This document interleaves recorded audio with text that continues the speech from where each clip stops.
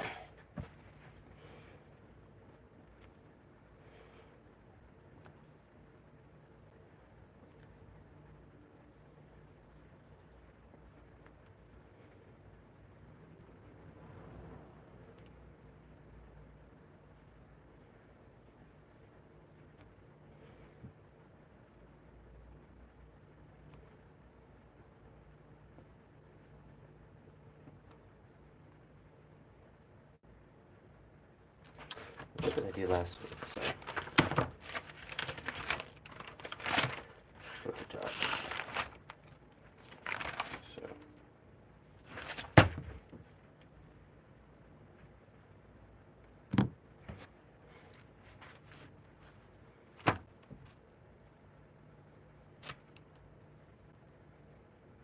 there we go. All right. Need to run to the bathroom.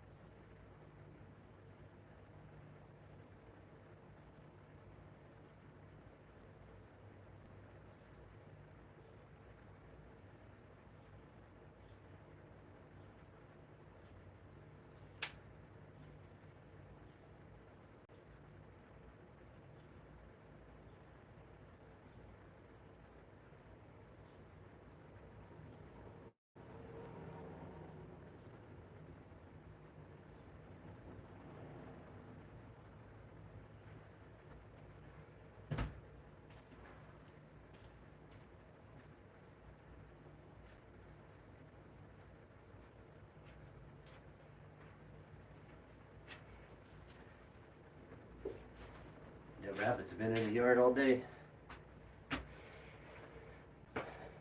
I put some carrots out for them. I don't know if they'll come over and get them, but them or the squirrels will.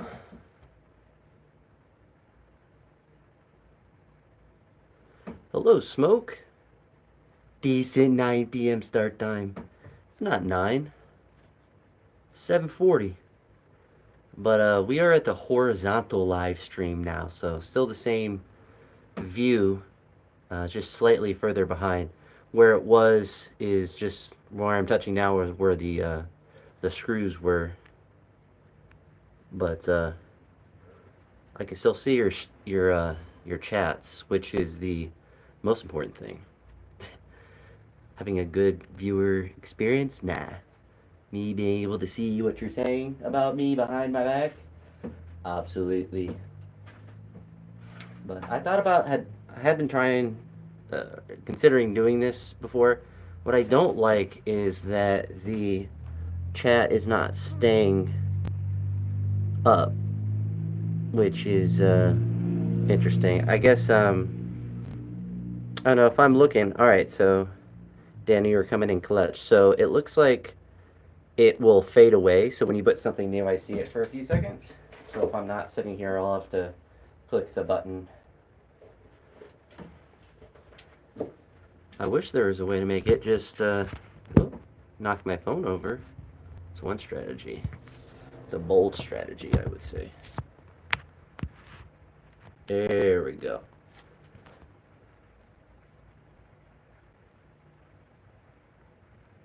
Yes, smoke is here with the big assist.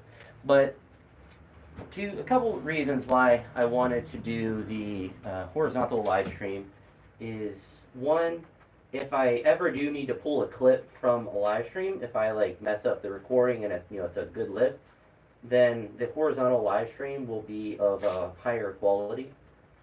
It will not be just a vertical video. But also, from a YouTube standpoint, I believe the watch time that is garnered from a horizontal live stream counts towards normal watch time. In the vertical, it counts, but only if people go to your channel and then watch the live stream, I think. So if in like the search function, it doesn't, that counts towards shorts views, I think. So it's not really useful because I don't get, it's like millions of shorts views that you would need. And I've also experimented just clicking through the shorts feed, and you see a bunch of shorts, and then you get fed a live stream. And if you click into that live stream, you can scroll down through a bunch of live streams. And a lot of it's just because I don't really like live streams in general. Like, I don't really watch them, but like the vertical ones are especially bad. I suppose it's not entirely true because if it's like someone I'm subscribed to, Tom Grossi is a good example. Like, I probably won't ever really watch his Friday live streams that he does every week, but like I'm more likely to do that if it's just in my feed and I have nothing else to watch. Same with their like other kind of shows or things like that. If it's already there, I might watch it for a couple minutes or whatever. But what I noticed with the verticals when I'm scrolling through, it's a lot of weird stuff, a lot of gambling, and then a lot of like just general spam. Like, it's not really, or just like people just sitting and talking, which I suppose that's probably what it's best for, is that, but it's not searchable. There's no like tab to find live streams via the shorts tab. So if you want to watch, for whatever reason, a shorts live, like a vertical live, you have to scroll through a bunch of shorts and then see it, which in theory is fine, but there's not like a way unless you go to that specific channel randomly to see that live stream that's vertical. So it's a little bit tough to try to necessarily kind of, I don't want to say grow through it because you see a lot of spam. There's like random spam people that will just be like clicking and counting and will just be, I think they probably just loop a video or something. But they essentially just game the algorithm by not really doing anything and just having some sort of monotonous clicking. So they always have a video in the live stream tab. And I don't know, a lot of YouTube stuff. Also got this mouth guard thing. What I noticed with like that 145 power clean is that normally I don't clench down when I lift heavy, but on that one I did, and it made my tooth a little sore. So I figured that was probably not just that lift, but probably other lifts as well. So I'll have this for heavier lifts or whenever. But if I can get it open, maybe I can't.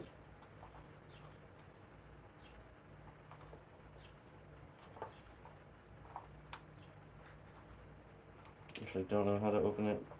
I don't want to break it. Oh, alright. So the thing is just, I don't know if you can see that, but it's just a little piece that goes in.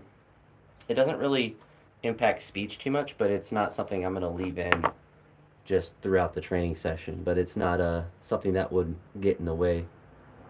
So hopefully that feels better on heavy lifts, because I'm actually not really worried about it from a performance improvement standpoint, but much more worried about it in a just make sure I'm not going to break a tooth or something, or just mess up, because I have an extra big wisdom tooth on my left side, and so I I imagine that if I'm going to bite down or damage a tooth, it's going to be that side, and I'd rather not. Rather not. Well, we're going to warm up. Let me know as well, Daniel, how the how it's like centered up, and I can look at the chat once I sit back down. But it's hard for me to like see that in real time. Ooh.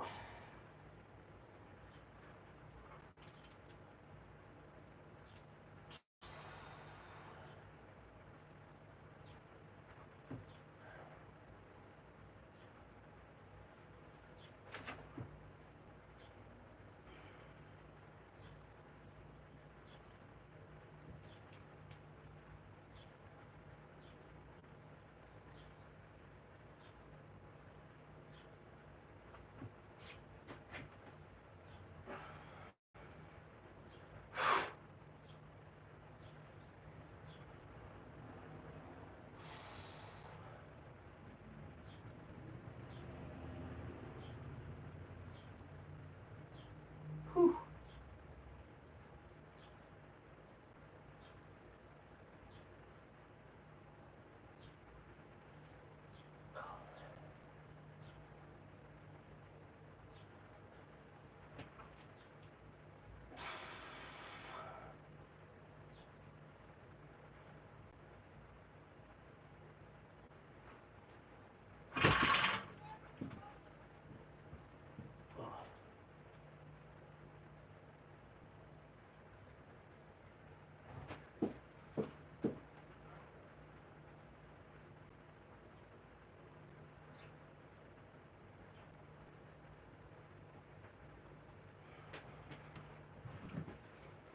All right. Keep warming up a little bit.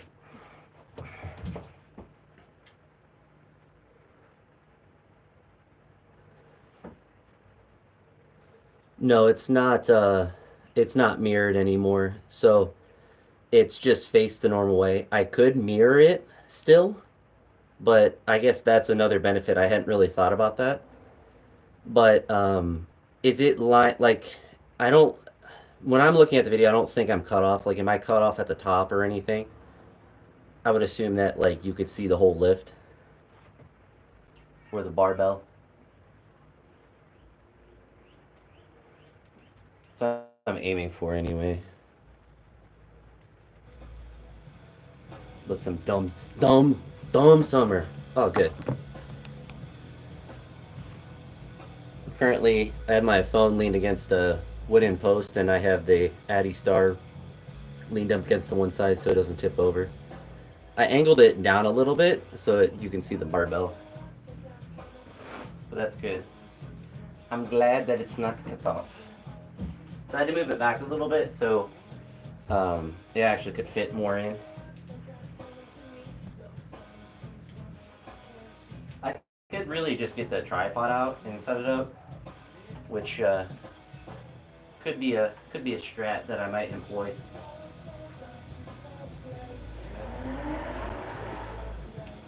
Somebody's speeding. Hey, I saw this. There's a news article on the highway, and it's pretty close to where I live. It's a highway I would take to work, but like the piece of the highway is pretty close. And I guess in the middle of the night, someone ran out on the highway and was intentionally trying to get hit by a car.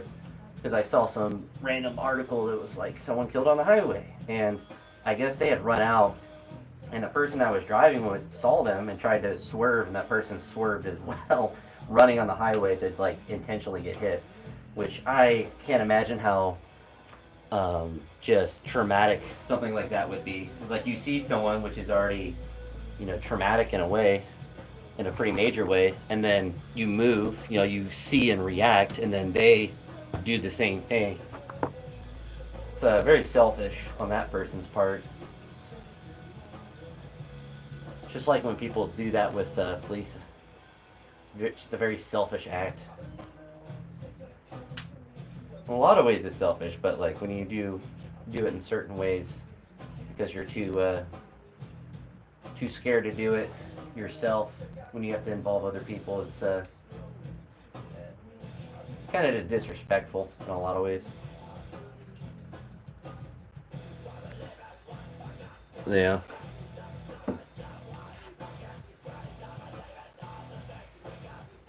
It's sad too because like obviously that person got what he wanted, but um, that person that hit him, because I think he was hit by one car and then ran over by another, so you're impacting a bunch of people in that event. And I mean, it's just like if you are a train operator, people run in front of the train or whatever. Imagine that's pretty traumatic. Even more like with the train, I guess it almost be like you'd be able to disassociate yourself from it a little bit more because you can't turn obviously or slow down a train very much. Like the car, it's like you see it and you react, and then that person also reacts. Kind of scary.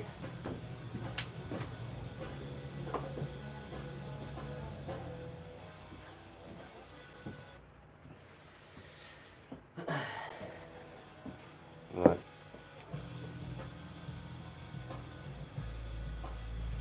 I don't know if I'd prefer to get hit by a car. It doesn't seem very pleasant.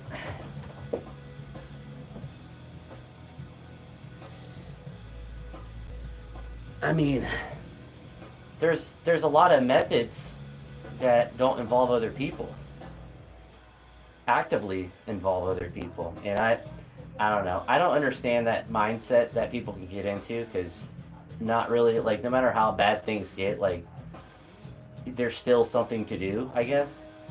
Because I feel like if you had literally nothing going on, then like that could be a mindset that you get into. But I don't know. It's hard to.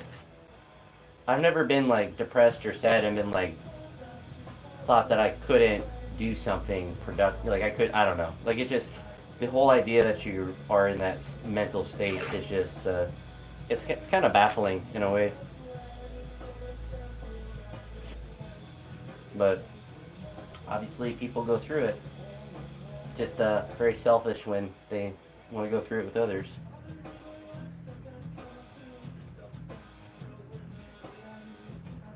There was when I was in college, there was someone that um, a girl who took her own life in the dorm, which like I guess in one hand like she probably didn't have anywhere else to do something like that, but to do it in your dorm. I remember, so in student teaching, you have your pre-student teaching and your student teaching. And my pre-student teacher, or like cooperating teacher, professor, or whatever, was I think the men's basketball coach. And it happened recently, and we were sitting there talking about it, and kind of respected how honest he was. But he's just like, it's such a selfish act to do, and it was kind of like it was. I don't want to say it was like a surprising mindset, but like just that he felt comfortable enough just like saying that, because some might find that controversial, but definitely doing the act where like your roommate or your dorm person just walks in and they see that's where to me it becomes really selfish. It's a selfish act in a lot of ways because there's always people that look out for you or want you to be happy and stuff, but involving someone else in that disastrous of a decision is certainly a selfish act. But yeah, I like that guy. He was pretty chill. If only I was like 6'5", I could have played on his basketball team, but alas, it was not.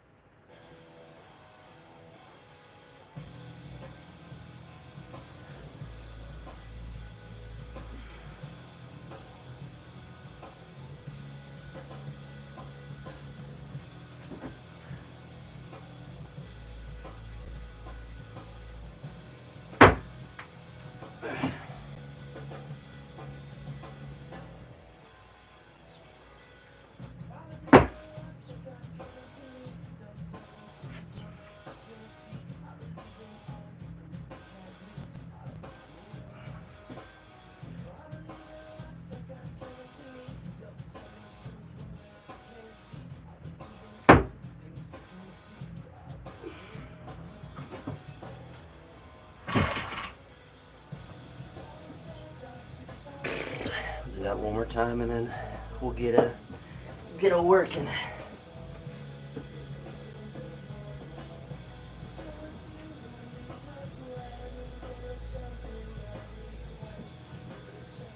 No, and that's where, like, I agree. Like, the entirety of the situation, it's hard to know. But when you're making that sort of decision to impact people that, I mean, like, conceivably her roommate didn't do anything wrong to her.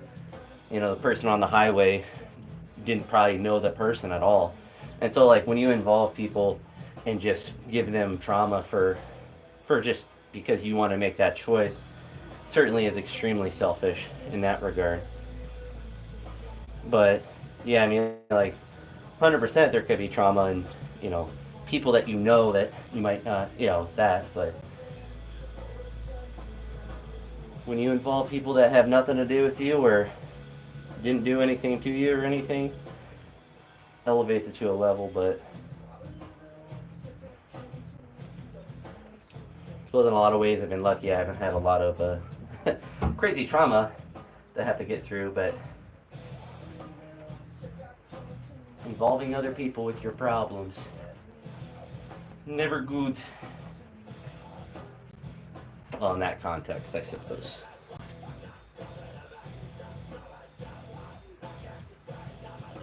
Yeah. And I suppose that is also another good caveat. It's like if you're already, like, say delusional seems kind of mean, but if, like, you're already in that mindset where your mind's already, like, deluded to think that that's the correct choice to make, you probably aren't in the mental state to make other intelligent choices because you're so focused on everything that's going on in your own head. You're not really thinking about anything else other than that possible decision. Oh no, it's kind of a weird topic.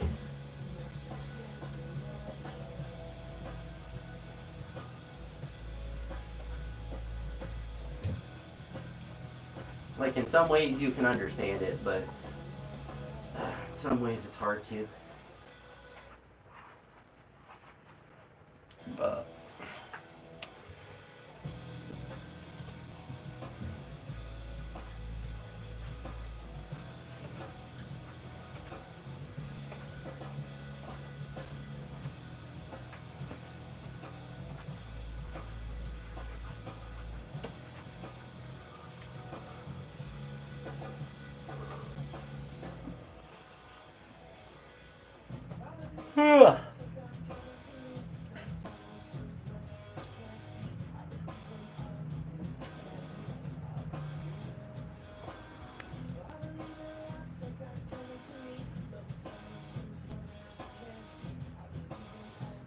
yeah, I suppose that's the only thing I don't like about the horizontal is the chat doesn't stay up. It pops up when you first put a message in, but then slowly it'll just fade away until another one comes up. Which means we just got to get a lot of people in here. So there's always a slow chat so I can actually see it.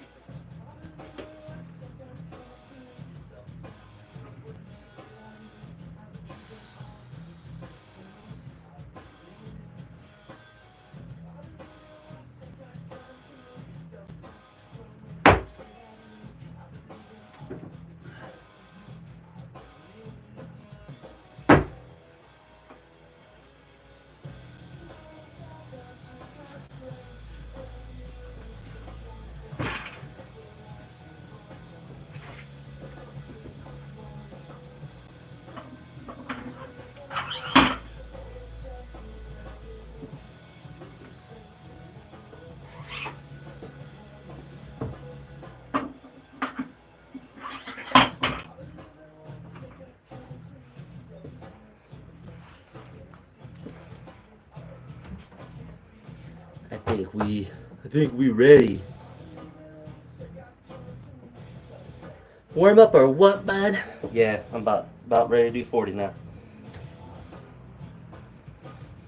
I'm 90 years old. Yeah, give me a minute. down, brother.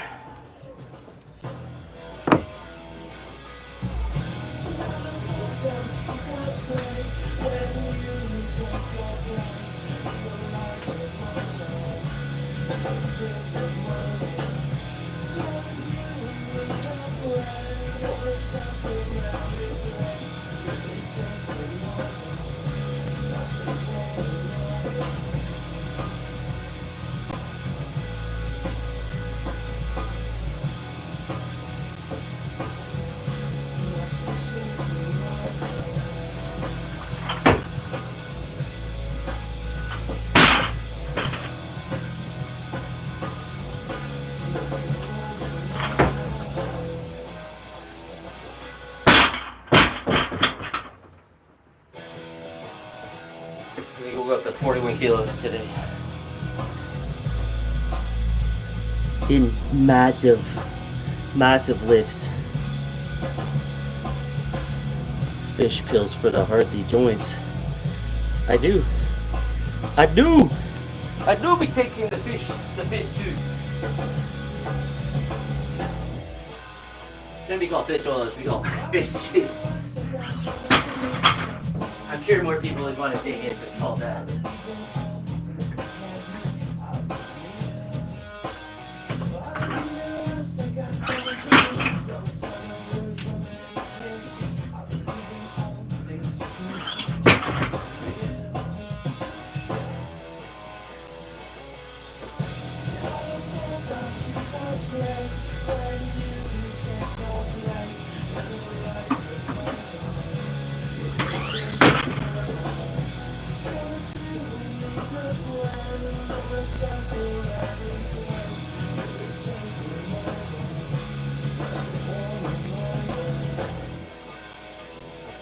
Alright, we got the mouthpiece in. We're ready to go.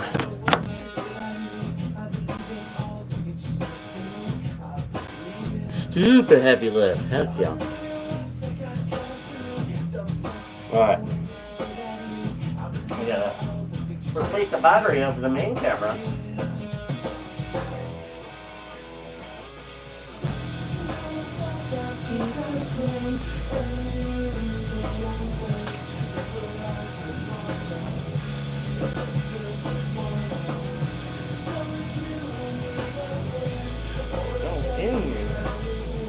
Go in there, buddy.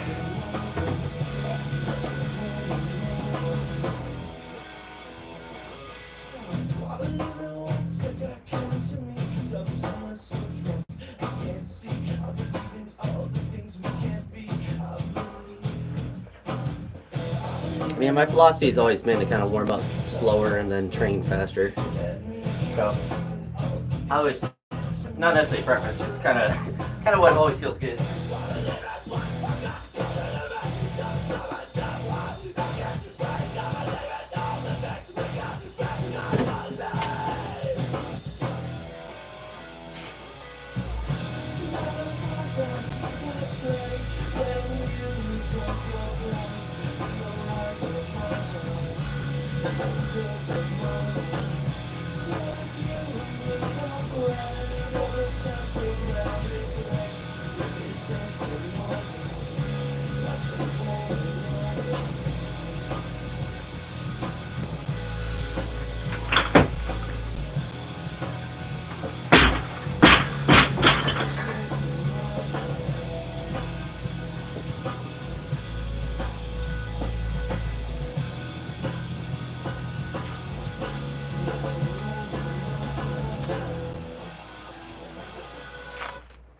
We'll do 70 again.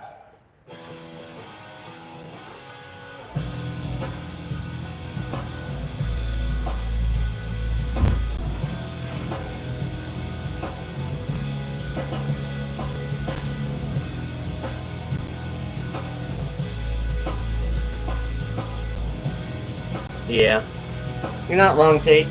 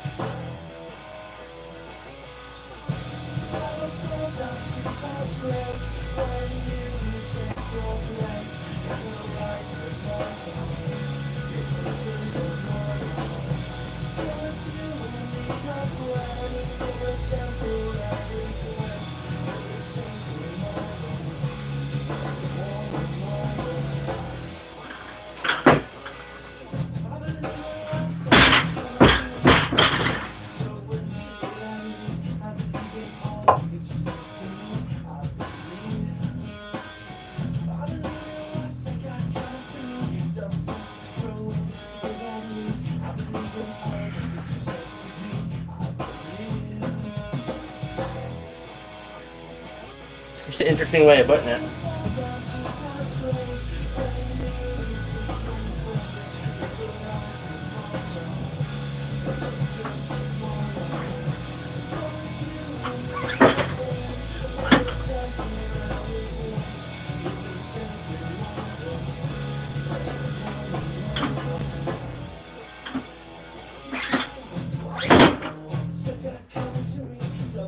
I'm gonna use my regular wrist wraps. These ones are fine, but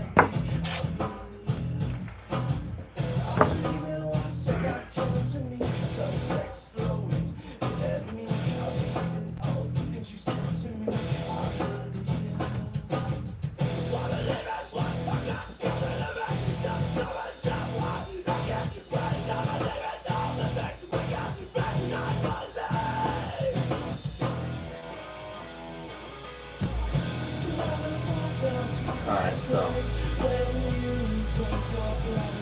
on to 90.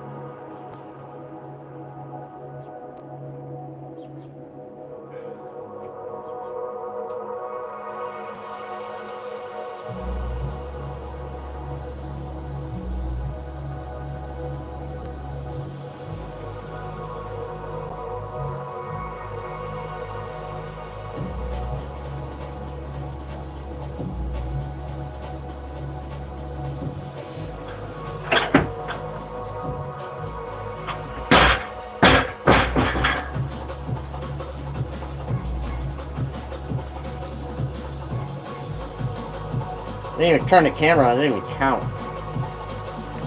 It doesn't even count! No!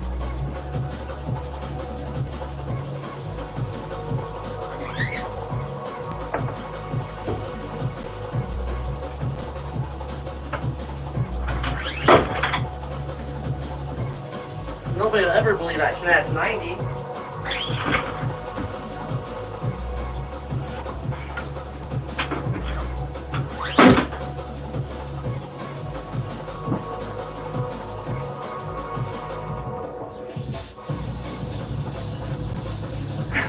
$90-kilogram snatch exclusive to the live stream.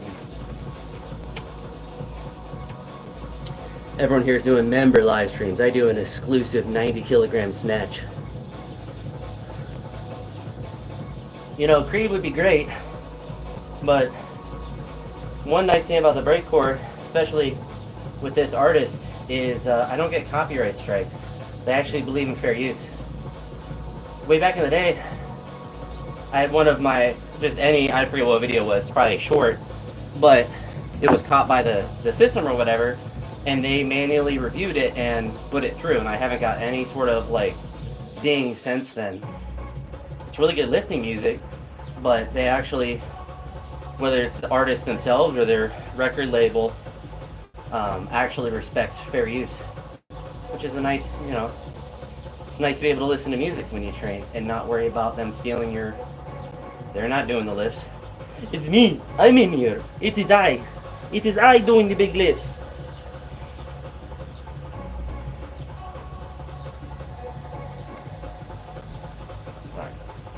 We here about to do 100.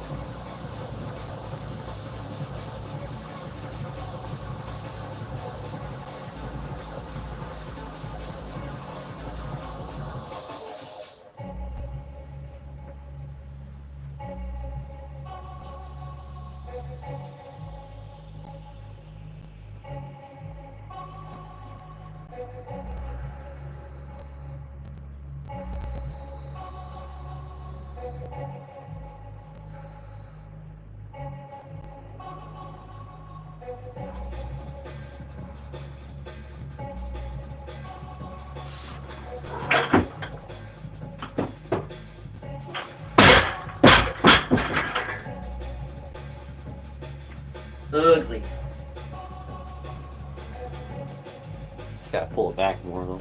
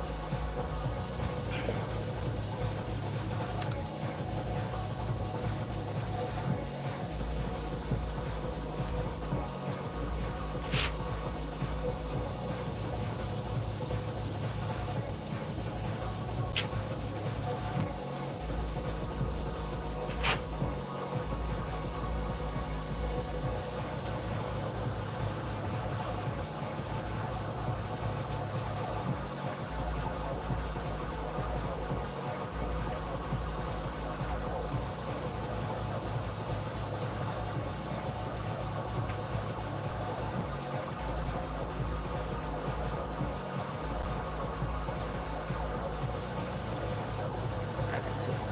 110 now.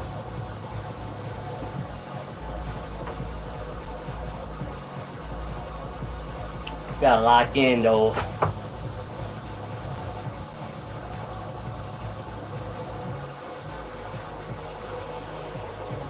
Whew.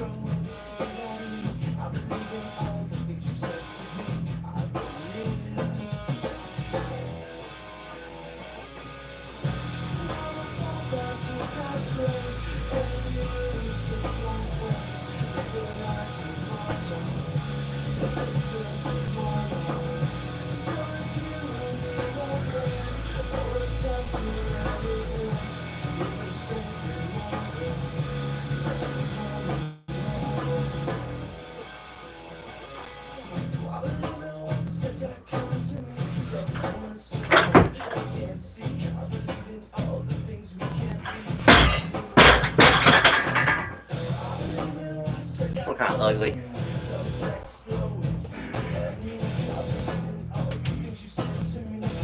Better though, obviously.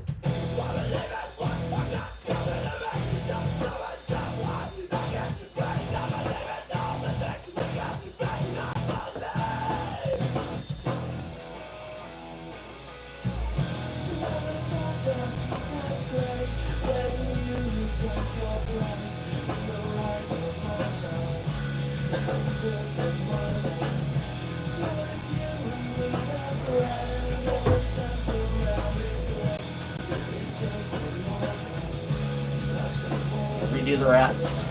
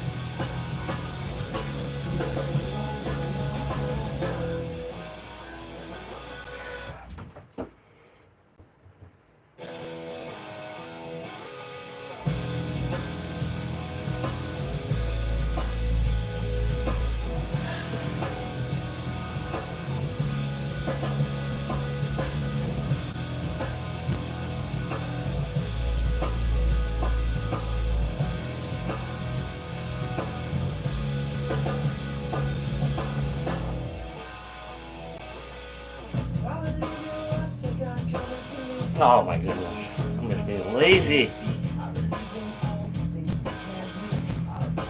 Should I attack it? I'm not being aggressive enough.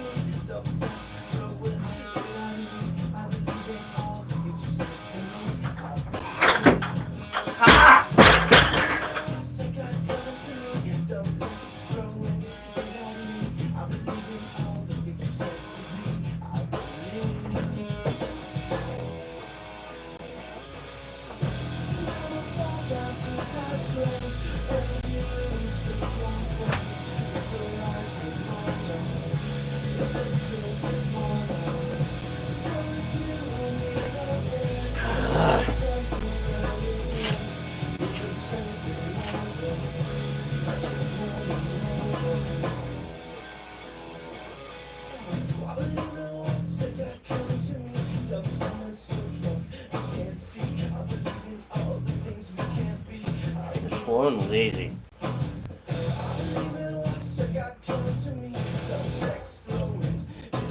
You left.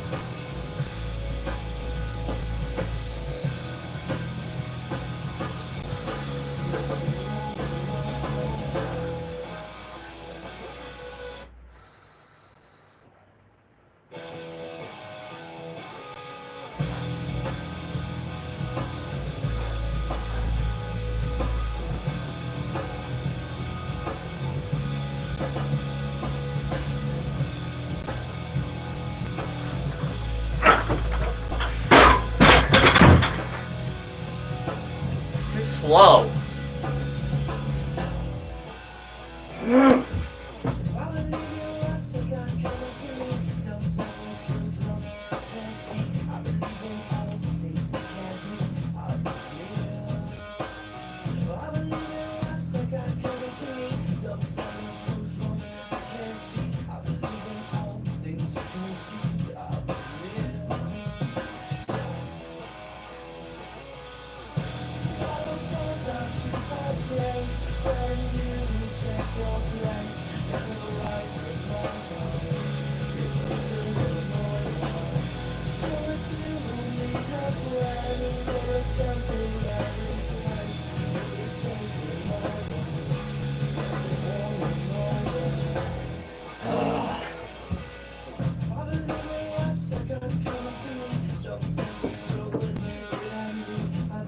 Frustrating.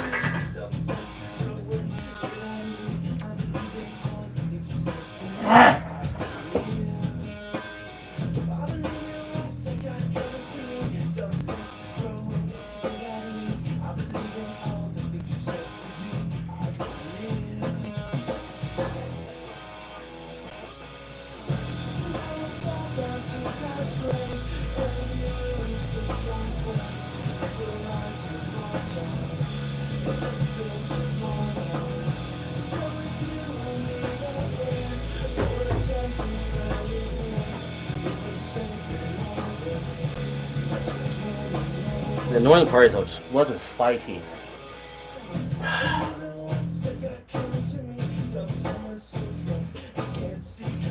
I just did it. I just finished better.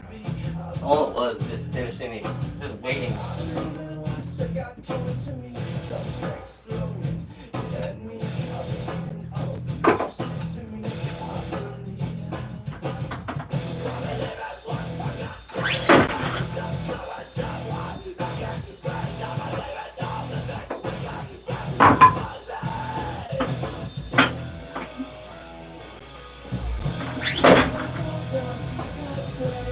Feel like it's a 120 every single heavy session.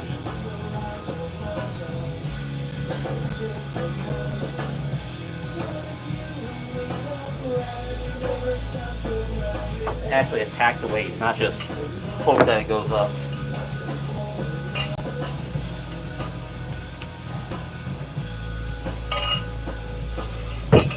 And if the extension and attack it, then it just goes where it needs to be. Yeah, I can do 130 every day, but just attack it. All it is.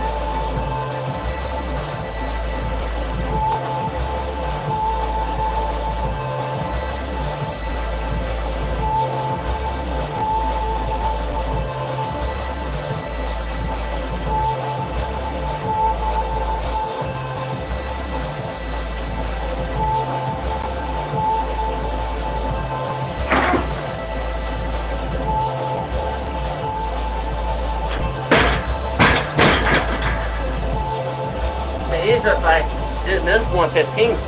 Great time.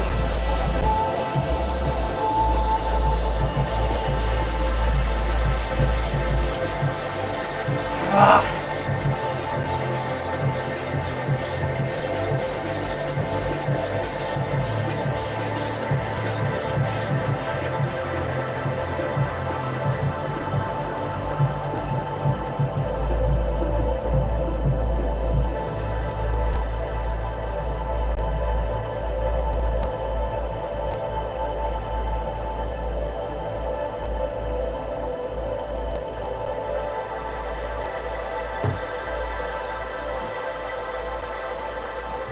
I just not missed 115 42 times.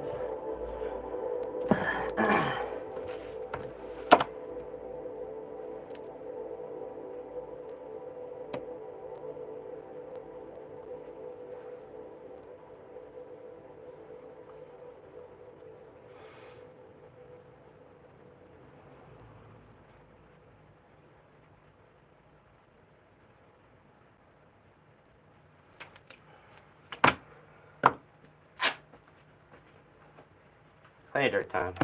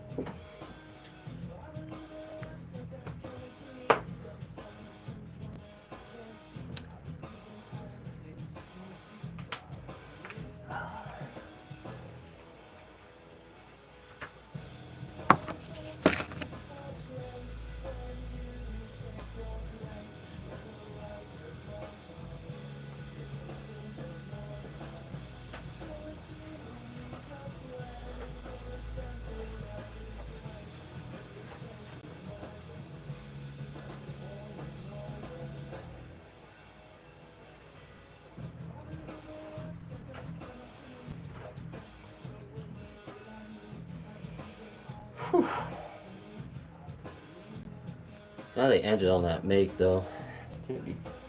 TBH.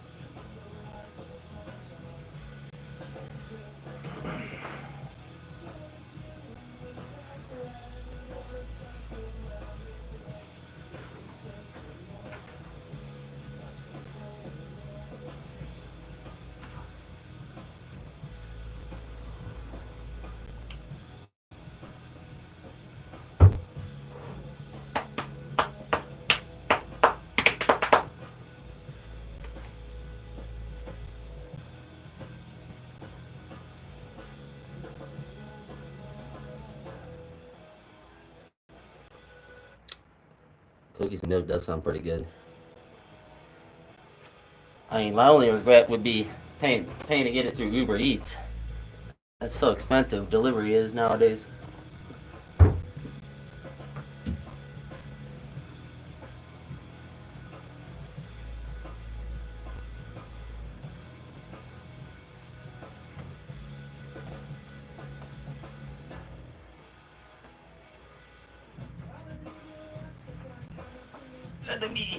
That'd be expensive, brother.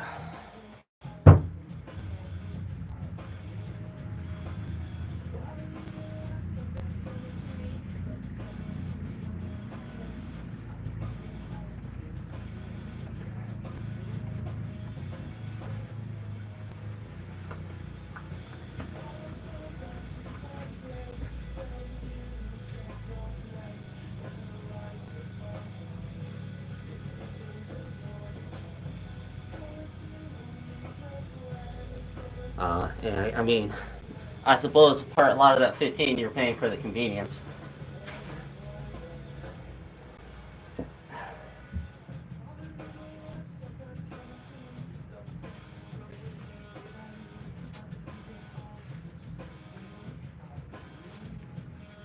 But if I was willing to spend $15, I would just go to the closest gas station and get cookies and milk from there.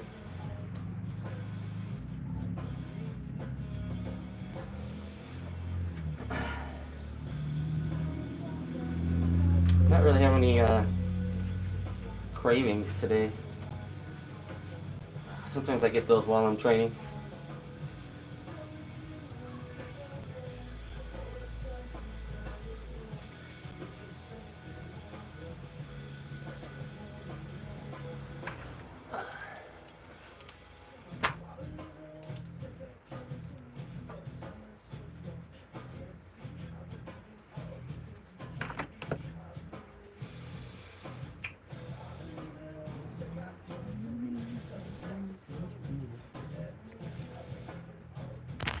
Ah.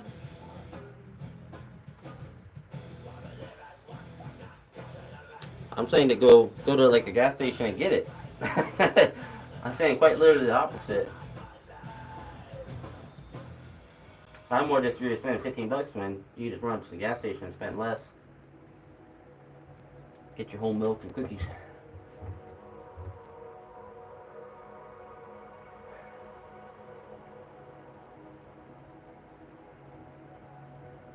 I got some beef and rice. Honestly, I'm not even that hungry. I might not eat much when I go in. Probably better if I don't. So I don't get too fat.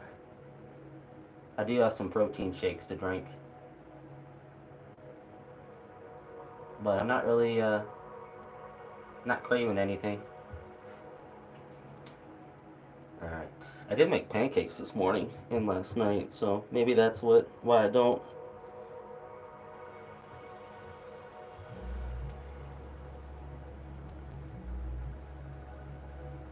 Alright.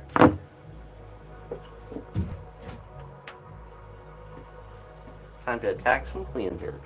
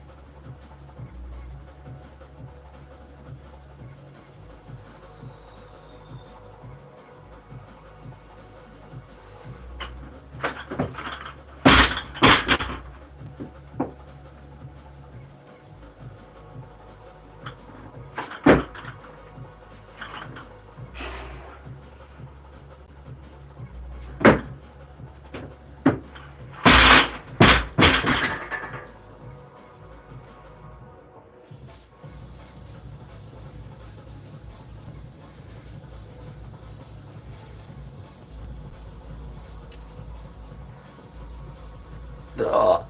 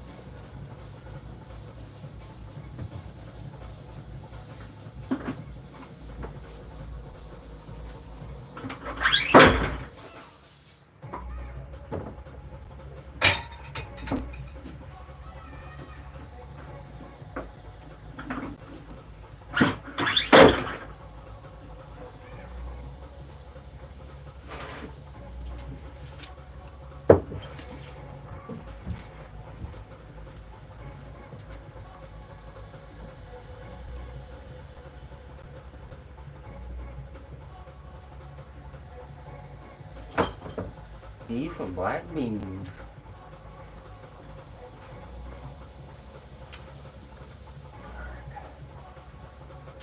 Do 120, 140, 150, and then be done. And then back squat. A back squatter.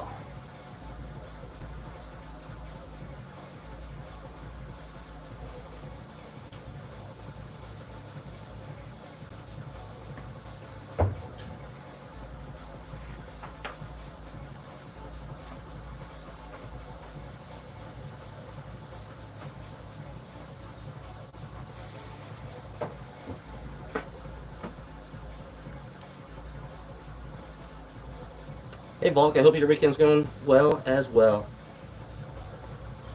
Thanks for stopping by.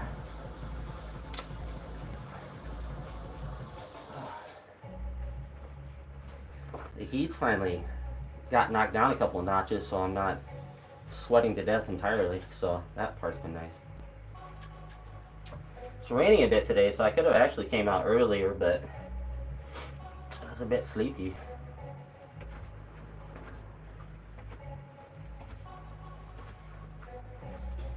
So we'll do 120 here in a sec once I get this here wrappy boy on.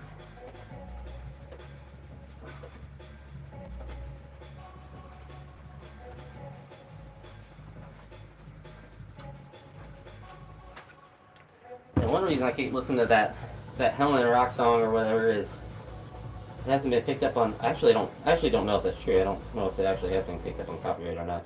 I don't think it has been though. And I like the song, so it works out.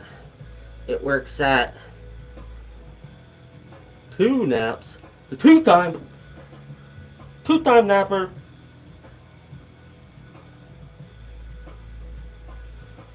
I took a brief 10-minute nap. I didn't really want to fall asleep though.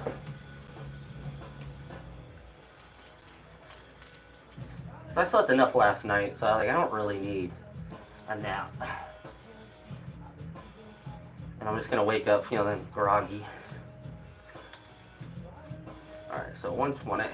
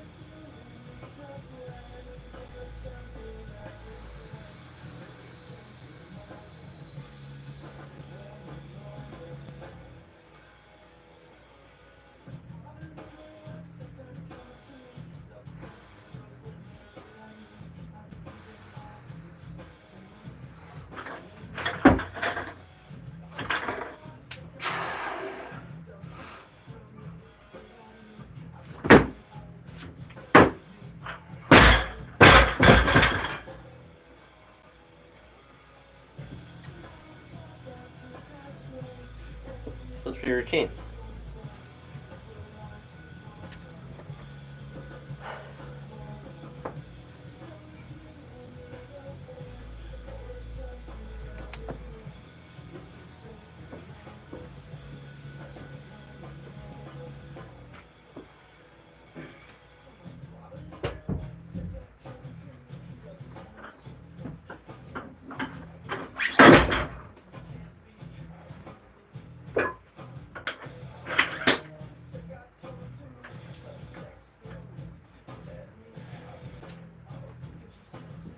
So routine, I'll go to 145.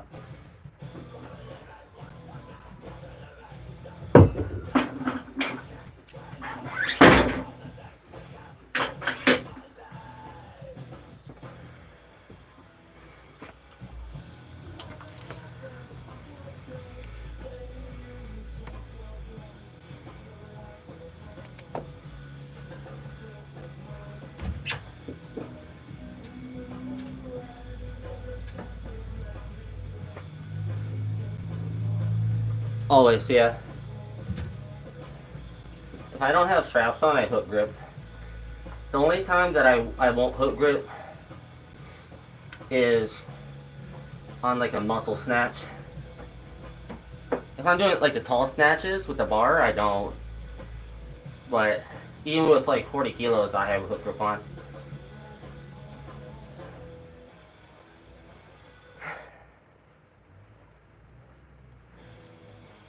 But yeah, I always hook grip.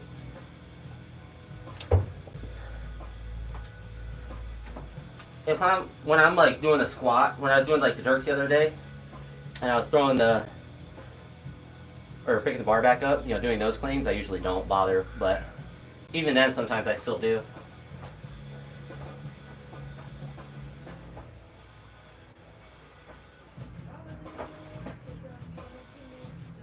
I think my best no hook clean though is like 140 or like 143, somewhere in that range. I think anytime I've tried to go above there, it just like I don't have any height on the bar.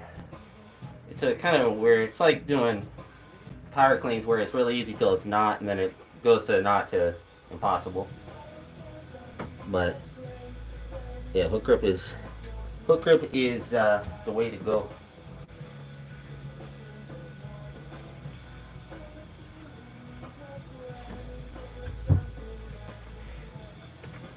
That's why thumb tape works, or why weightlifters use it, is to help protect their skin on their thumbs. Because the bar doesn't like tear, it rotates around your hand, so then that will tear up your skin after a bunch of reps. I suppose that's probably another misnomer of weightlifting is it doesn't hurt your thumb, it's the bar that's spinning in your hand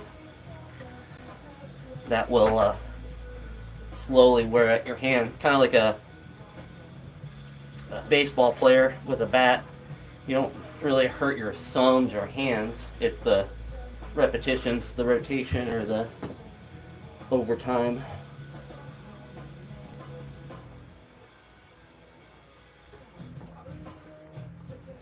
Alright, so we're gonna attack at the 140.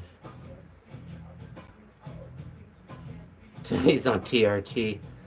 That's hilarious. I mean, I'm sure it can be useful for some people, but I'd only ever consider it as if a doctor was like, your testosterone's like dangerously low. Like if it was like, if you're actually unhealthy, not just I'm tired or whatever. If I envision by that aspect or that point, then I will just not want to train anymore, or like my aggression towards training will be less, or I'll be in my 50s or whatever, and I won't really be able to do the lifts I do now, or at the same level. But it's time to hit 145. Big jump, big leg.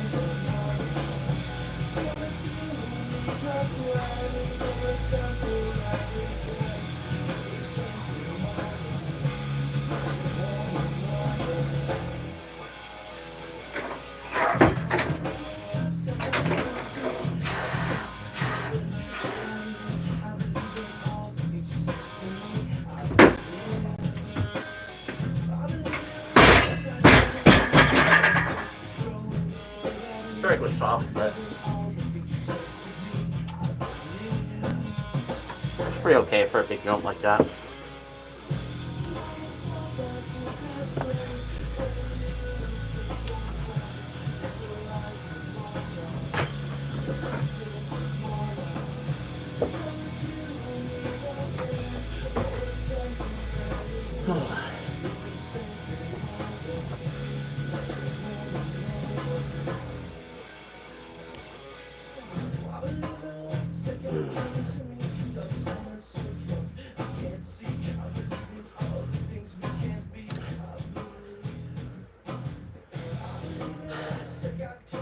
Oh wait, hold up. 350 is in the normal range, I'm pretty sure. And if he's at 1500, that's like that's like a bodybuilder dose.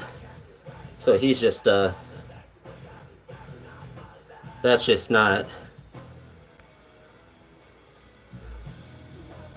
Yeah, like you in theory you shouldn't need to take other stuff, I would imagine, if you have um yeah, no, like he just wants to build a lot of muscle. Like, I believe the reference range is like 200 to 700 for like a normal range for someone. 1500 is definitely way above that, but yeah, he's just taking it just to be a bodybuilder. That's not like what people would call like a performance amount, or one for health. That's not for your health at that level. That's actually a crazy high amount. It's kind of funny though. I'm sure. Yeah, if you have to take stuff to help with gyno because you're taking so much testosterone, then you're probably on too much. But he's not on TRT. He's just taking steroids. That's what that means. Which is fine, but calling it TRT is not. it's not true at all.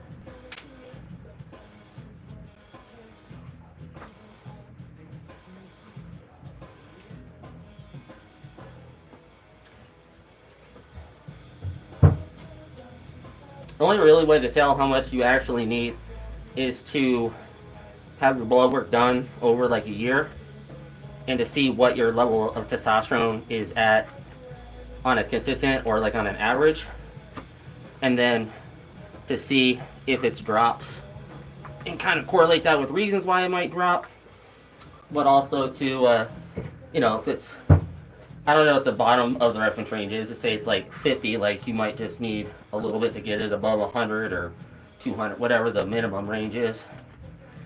I'm not well versed about the reference ranges, but 1500 I know is above.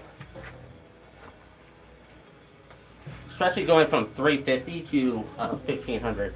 He's just that. I mean, that's just taking steroids. That's just roiding up.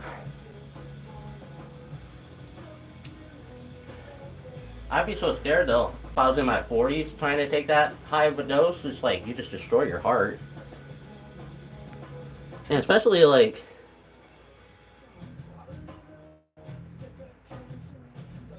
yeah, it's definitely something to like figure out with a doctor after like, I mean, getting a blood draw.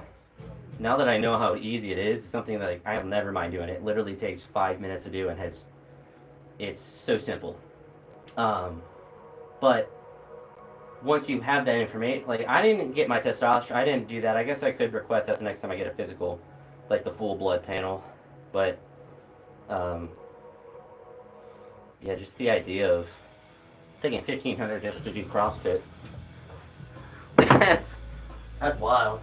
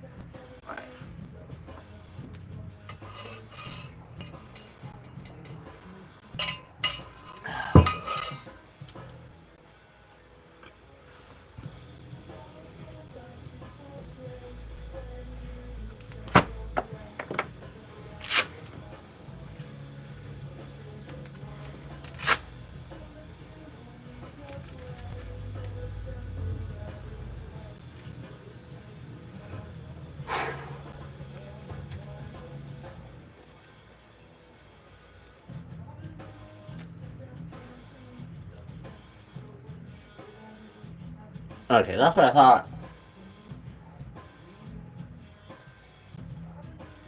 I thought 700 was within a normal range.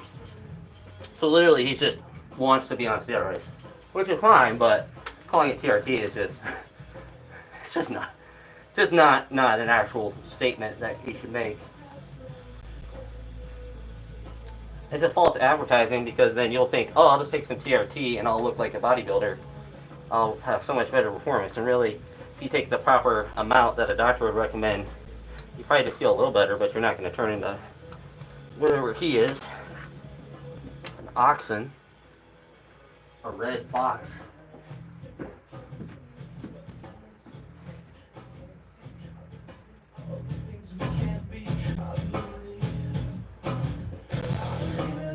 Got coming to me, don't explode. Let me out all the things you said to me. I believe.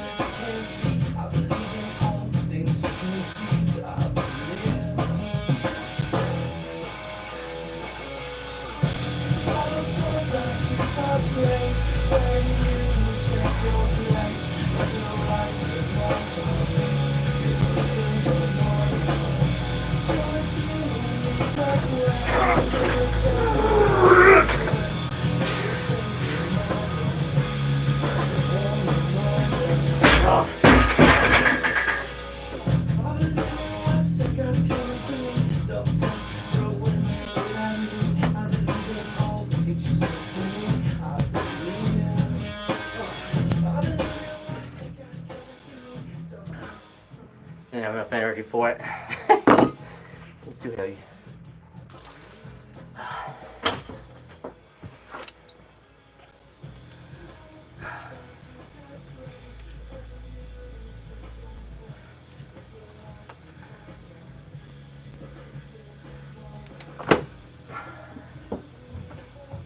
That's right, though.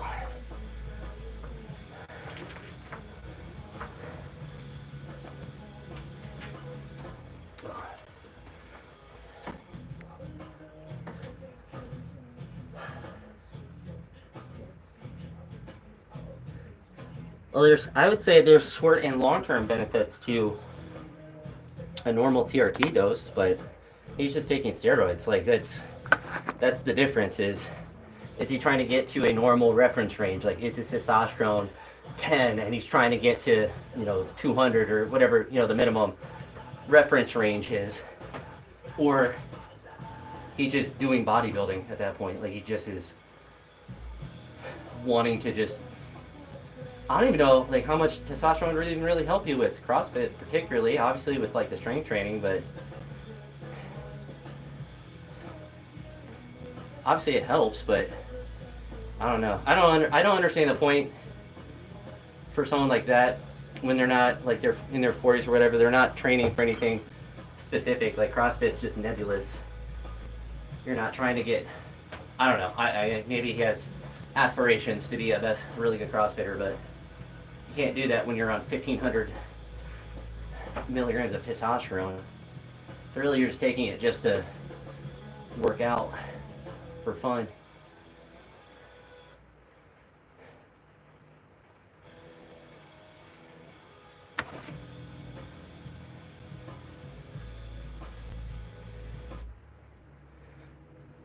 But it's still good to like have your hormones in a normal range. You obviously don't want too much or too little of anything, but probably one of the good reasons why it's good to get annual physicals. And I know I should do this next time, but ask for like the full blood panel just to look at everything and have that over the years, so then you can see the trends. Like, let's say I don't know what I have no idea what my testosterone level is at. Let's say it's at 300, and in 10 years it's at 150. Then it's like, oh, like I'm having issues, or like whatever. That like could also have lower T and not have any symptoms or any issues. Just like with every hormone, it fluctuates. But chances are, most people who have lower levels of testosterone are not healthy and or not sleeping and recovering from life, so they just have too much stress. If you optimize, which nobody ever truly can, optimize every part of their life, then you can look at stuff like that to fix it. But unless you have some sort of like actual condition that makes it.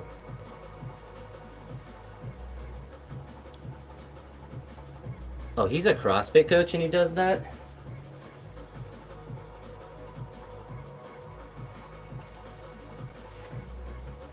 CrossFit's all about being healthy, and he wants to destroy his organs with bodybuilder doses of testosterone.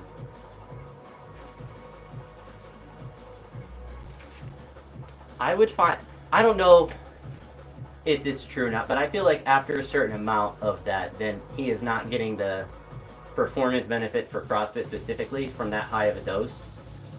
Going 1,200 more milligrams than what his body is naturally producing.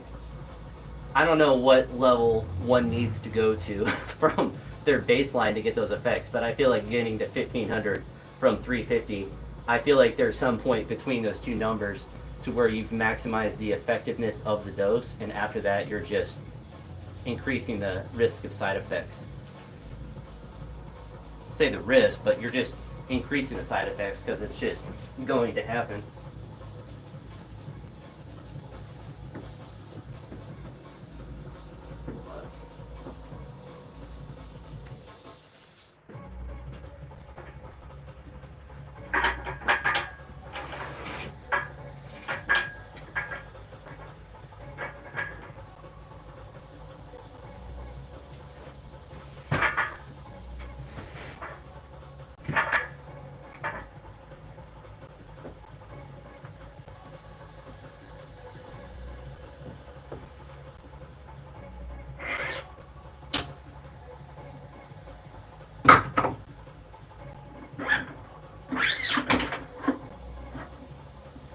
Oh.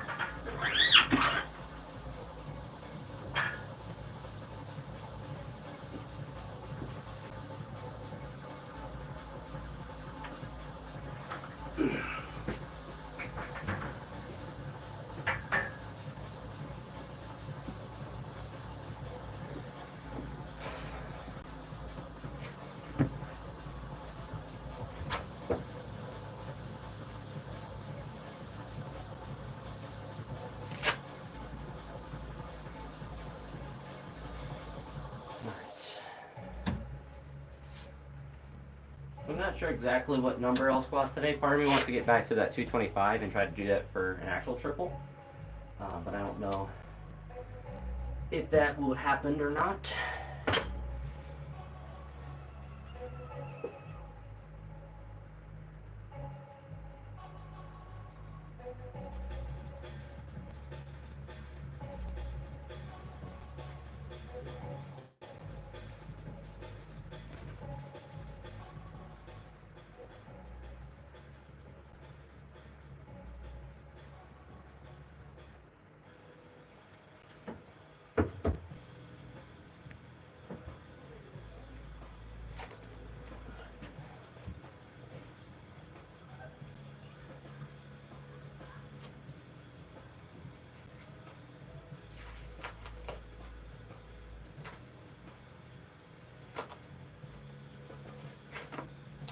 I think kind of based on that 155 clean, it wasn't necessarily difficult, but I just didn't feel like I had any energy after it. And I almost feel like that I need to add, or at least have a day where I have heavier cleans during the week. Because like I did that power plus full with 145, and that's fine and dandy. But no, I guess that kind of is that day. So I mean, I just have to get consistent doing that 155. Because honestly, I actually haven't cleaned. Now that I actually think about it, I'm being harder on myself than I need to be. I haven't cleaned more than 150 in a while.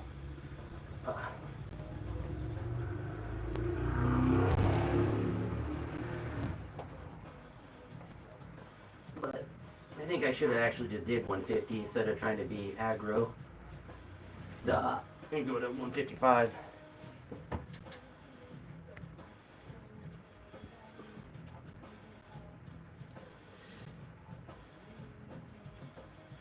$235 for two. I've thought about that too. To do like 220 and then try 235 for two. I'm not exactly sure. So I've done 230 for two. That's my best double. 235 for two would be a really big double.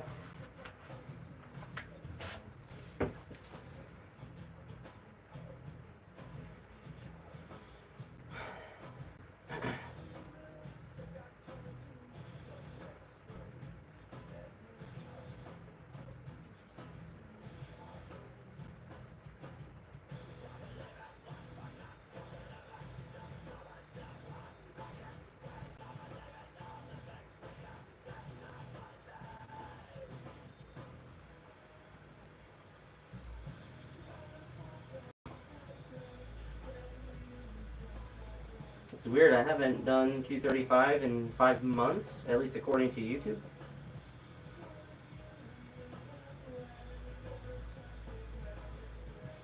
I feel like I've done it earlier than that. Well, I know I've done my PR squat. I guess I've just jumped above that weight.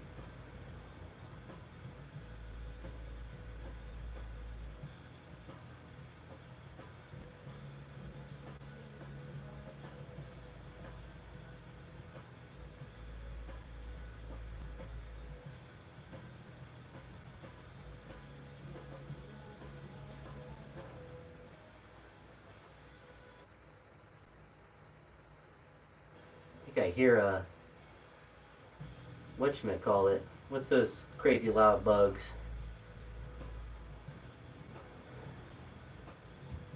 I forget what those things are called. I think I just heard one though.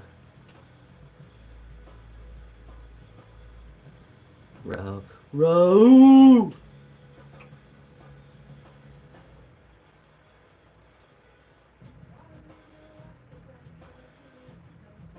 What are those frickin' bugs called?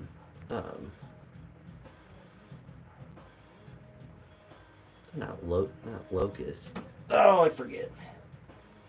But I heard something that sounded like that really loud, unless it was a really weird firework. But it sounded much more like a loud bug than that. And it's back.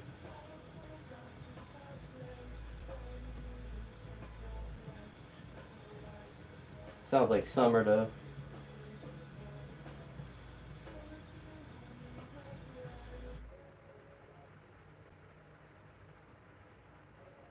It stopped.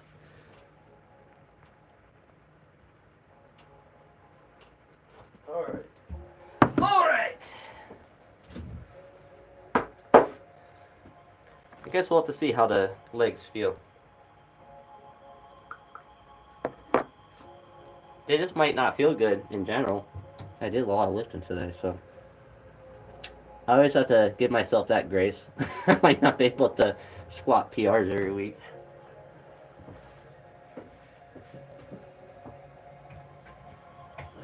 We'll leave that.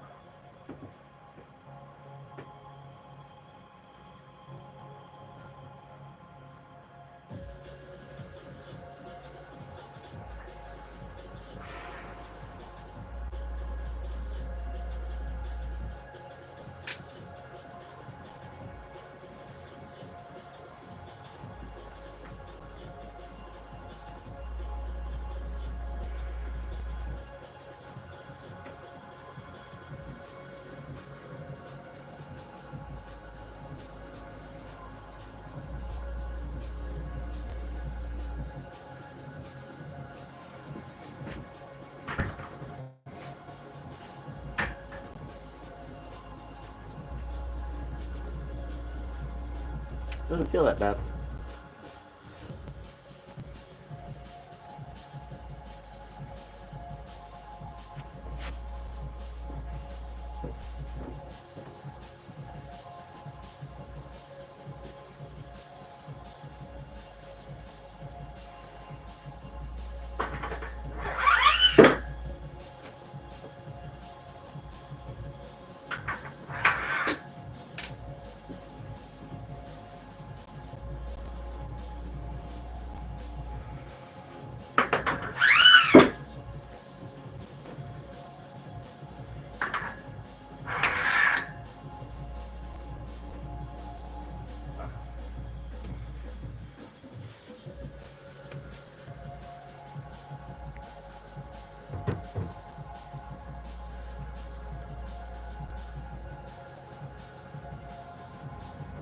That's true. That's true.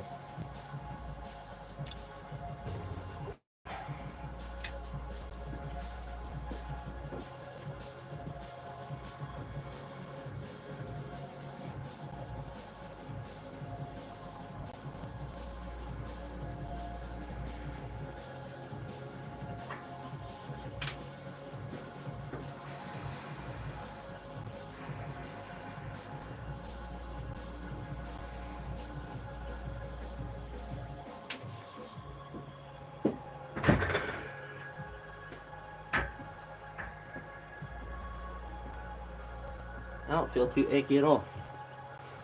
We're at 175.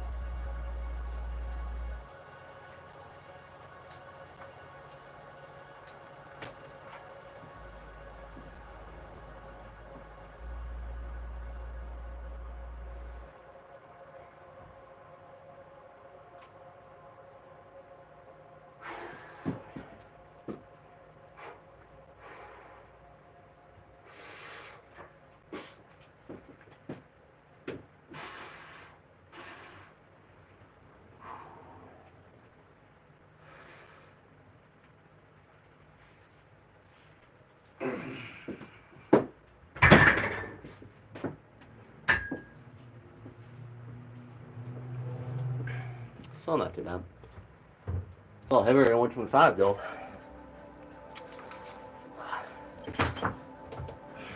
I guess when you add 50 kilos, it makes it heavier. Little known lifting fact. Adding 50 kilos increases the intensity.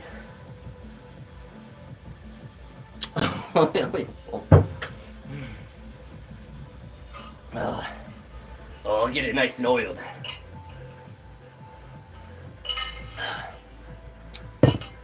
I'll oil up at 1,000,000 subscribers.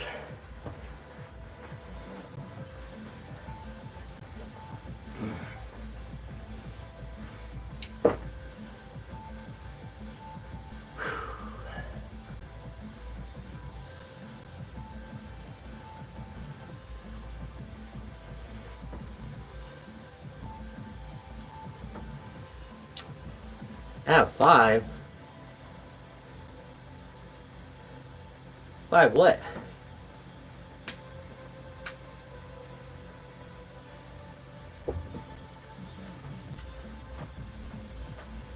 $175.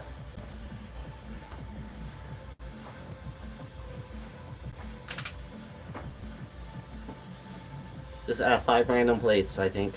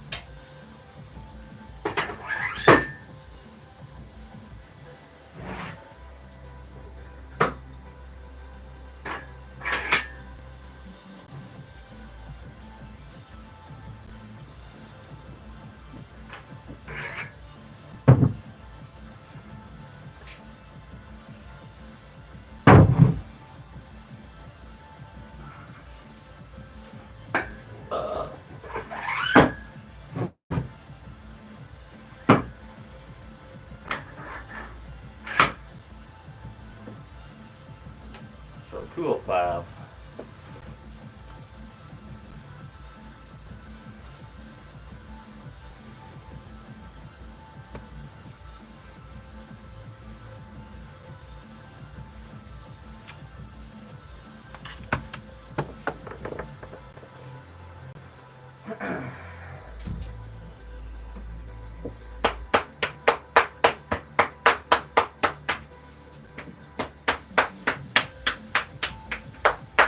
That tender IVs.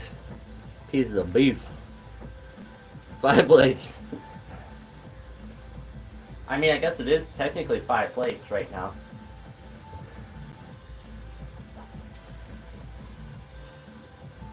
Two reds, a blue, a yellow, and a white plate.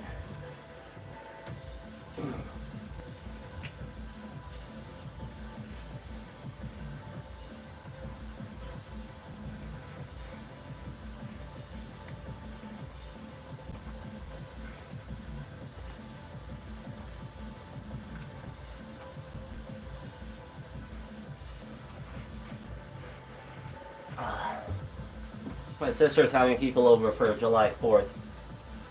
I don't want to drive 7 hours though on holiday weekend. I'm not gonna lie. Oh.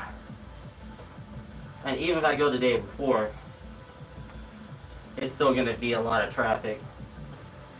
And then coming home the day after, it's gonna be a lot of traffic. Be nice to see the family, but I'm gonna be there later the month anyway. As much as I love driving 7 hours, I don't think I'm going to. Alright, so this is 205.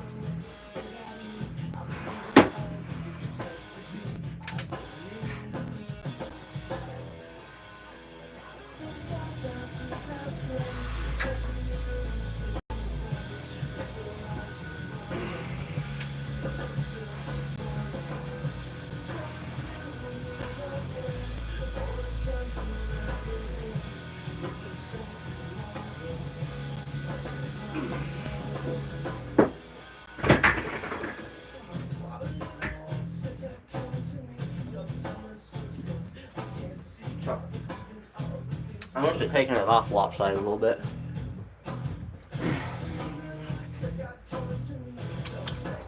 Felt easy though.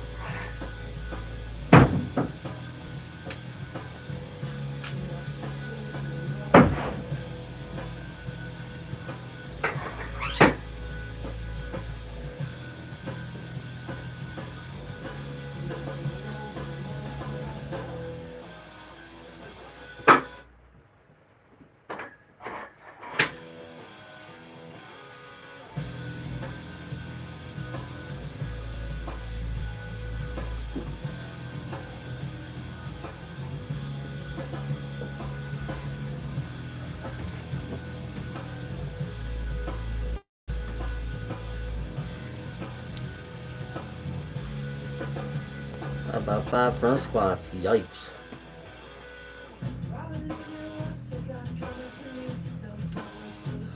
I don't know if you're asking me or Daniel. Oh. The weekend's been pretty good.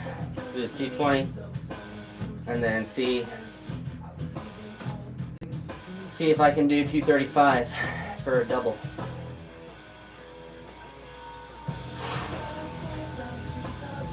T20's got to move well though.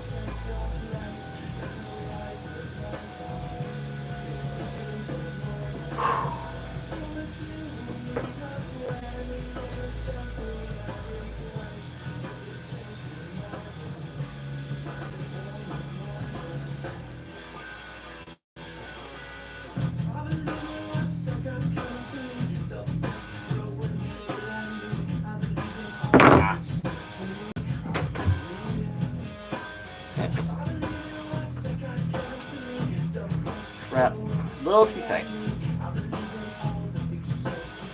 Probably like with these ones, you get them tighter, but you get a little tingly sometimes when you wear them to them.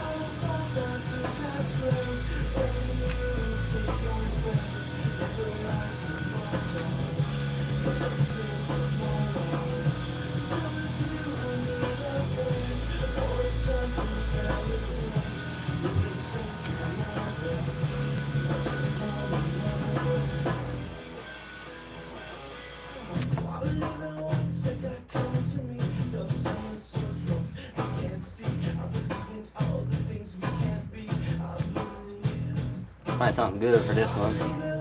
Maybe some roots. Bloody roots. Roots. Bloody roots. Yeah, yeah.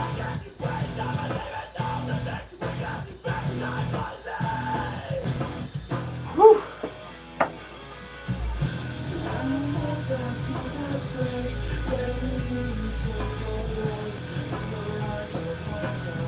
Gotta make it easy.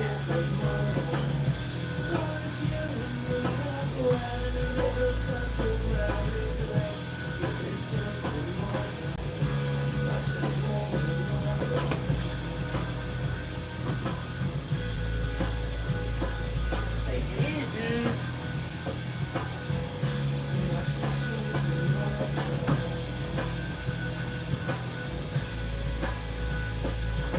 Come on.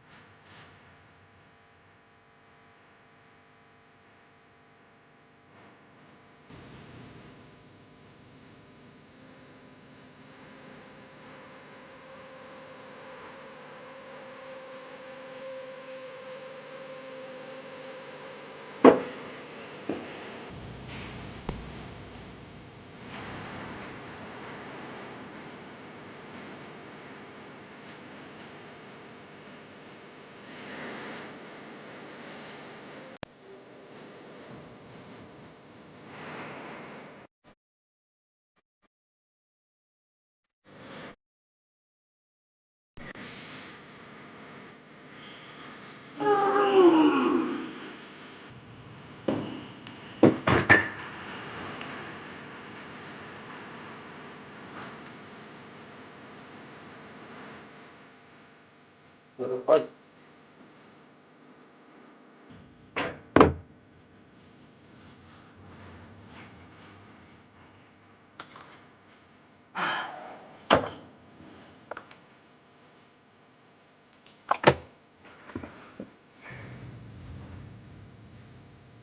oh, bye.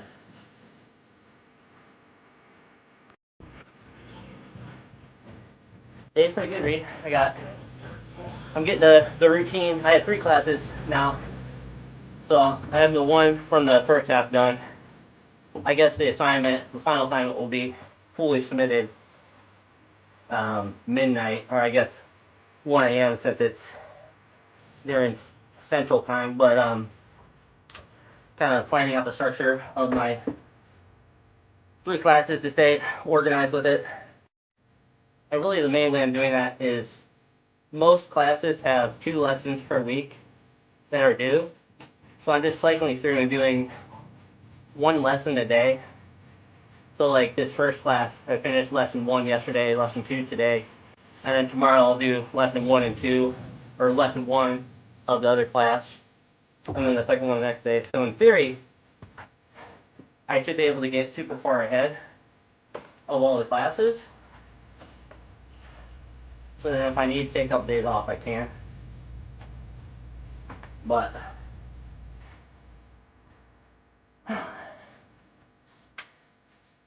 that, I started up my test channel again, the baseball channel.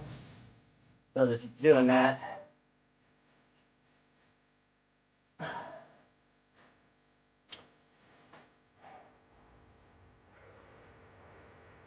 225 is definitely heavier. Let's see what it looked like on video. I feel like it felt heavier than it probably looked. Let's see those.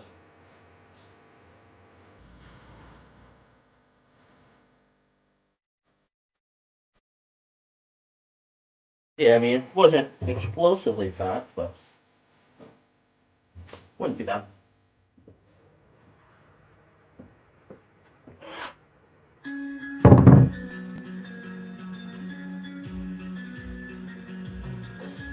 So.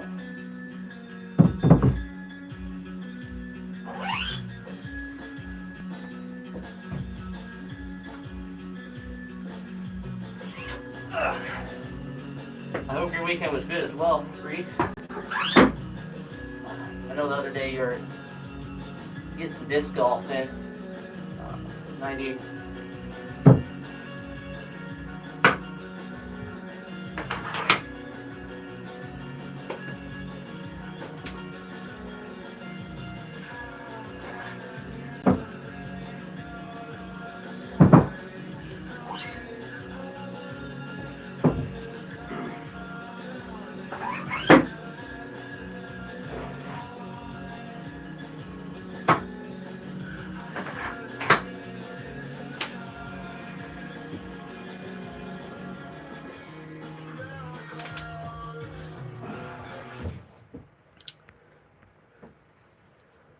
What twice a day? That's good. Yeah, I mean, it was raining here a little bit, but it almost helped the temperature be nicer.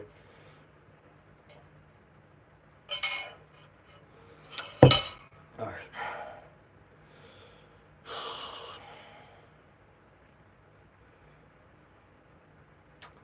I don't want to go heavy as the crown. I haven't listened to that banger in a while.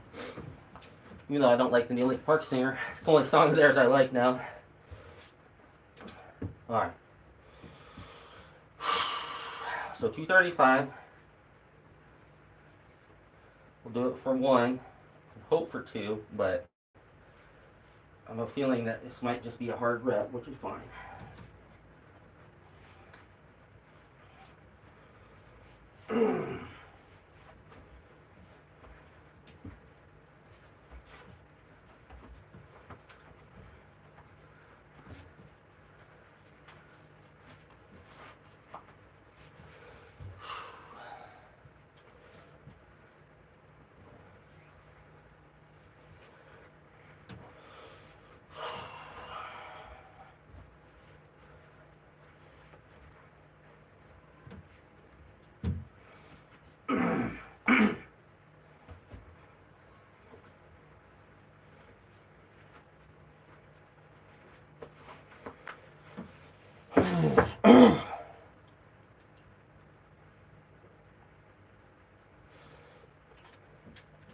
So we'll see how this one goes.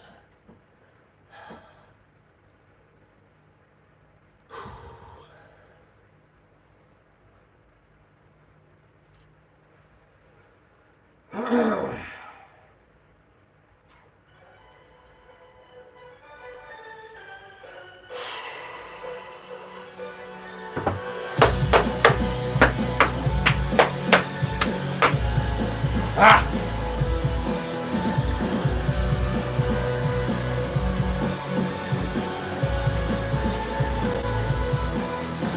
It's pouring in. They laid on the floor again. One knock at the door and then we both know how the story ends. You can't win if you white flags out when the war begins. And it's so hot, it's raining so low. Trying to catch fire but feeling so cold. Holding inside and hoping won't show. I'm saying it's not, but inside I know. Today's gonna be the day you notice. Cause I'm tired of explaining what the joke is. This is what you asked for. Heavy is the crowd. Fire in the sunrise. Ashes raining down. Try to hold it in, but it keeps bleeding out. This is what you asked for. We gotta go with this. Ooh.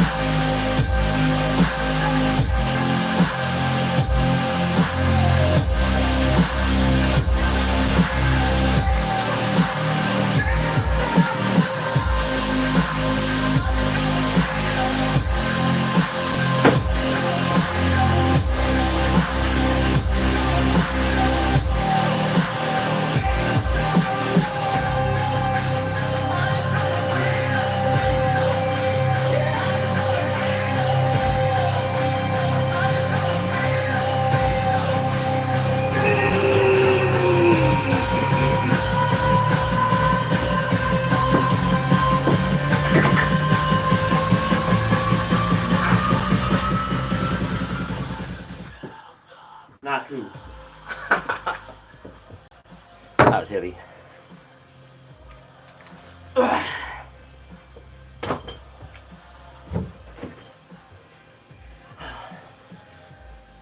I'll take that though.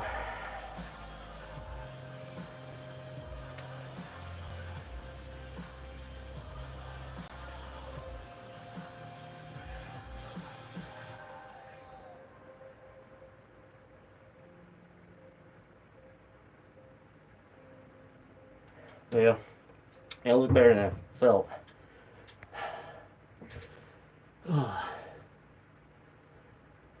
Thank you, Mr. Daily Cruz. I believe. Oh, 2 would have just rolled off my back. It's unfortunate, but 235 is certainly close to my best. It's only, I mean, it's only 7 kilos under my best rep.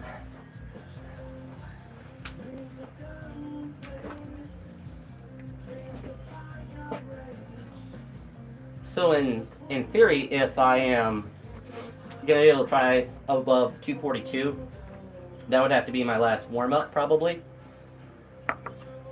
Potentially 230 would be, but I think going 220 to 235 like that, and then attempting the PR would be ideal. So I mean, doing that for a double at some point would be good, but you got to get strong first.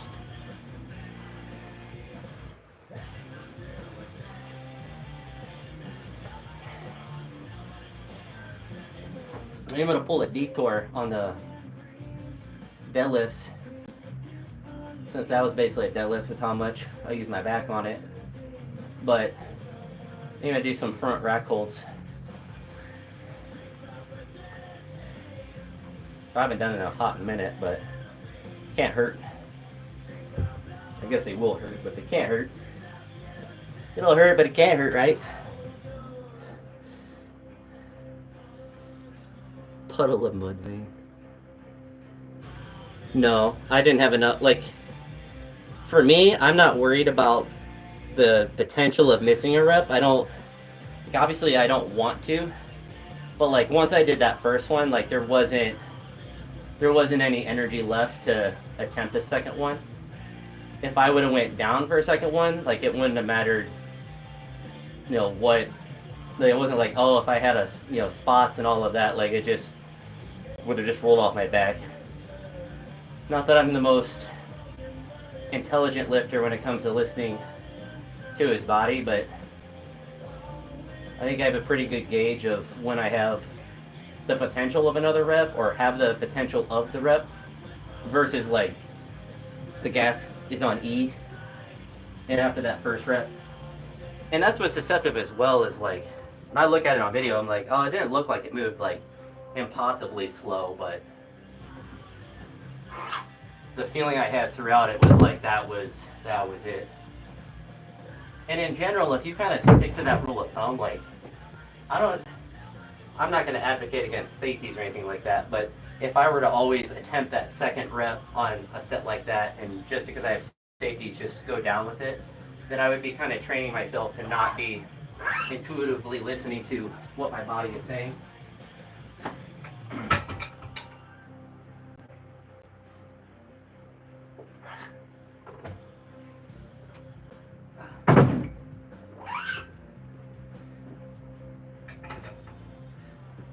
And you kind of have to, because it kind of informs you of where you are at as far as how the bar is moving. When there's more resistance, and that means that it's more difficult. But also I think it also helps rack holds. We'll do them at 190. I think it does a good job of regulating CNS fatigue, because if it feels hard, even if it doesn't look like it's moving bad or slow, your CNS is saying, ouchie, ouchie. And it's probably good to at least sometimes listen to it. But no, I would, like, I didn't have, there wasn't anything left.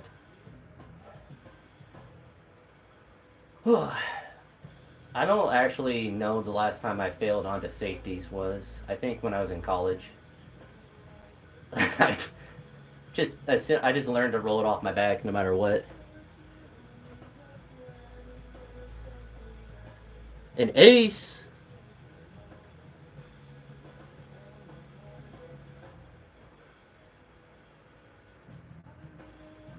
No.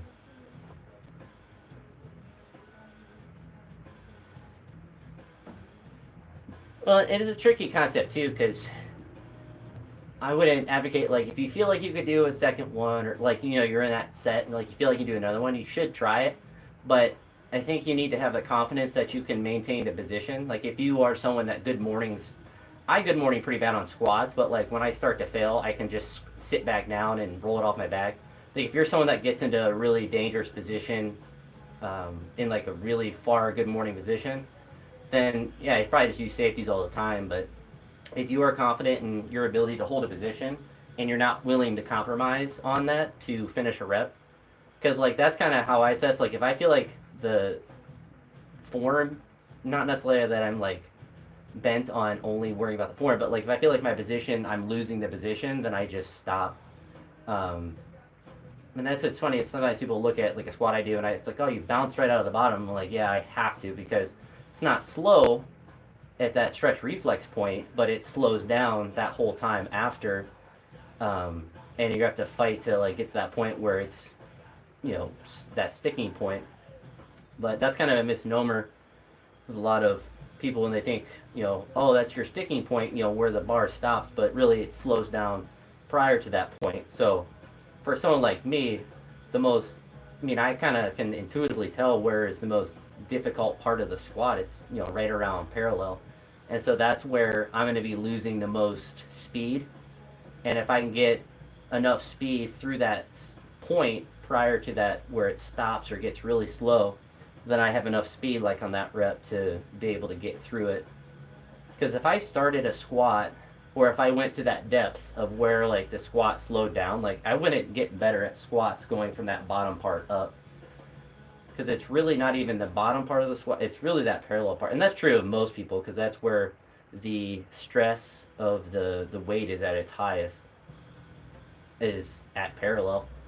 And so if you have to, or if you, I guess in theory you could train at parallel, but um, that's where the sport specificity comes into training to full depth because that's the depth I want to be able to achieve in a clean or a snatch or whatever.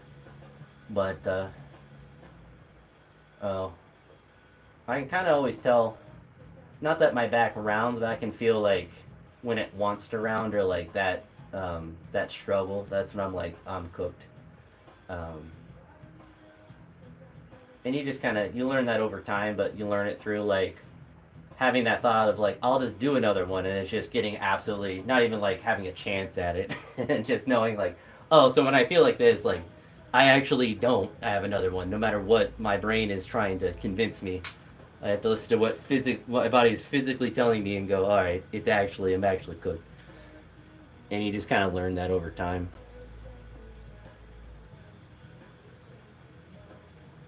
So basically, what I'm saying is you should go to maximum squat every day until your body tells you not to. You should continue to maximum every single day. All right, so these might not feel great to be honest, but I don't really want to do deadlifts, which is kind of a weird statement. But sometimes I do hard squats. I don't want to pull, but I'm gonna do a front rack hold. So it's 190 here.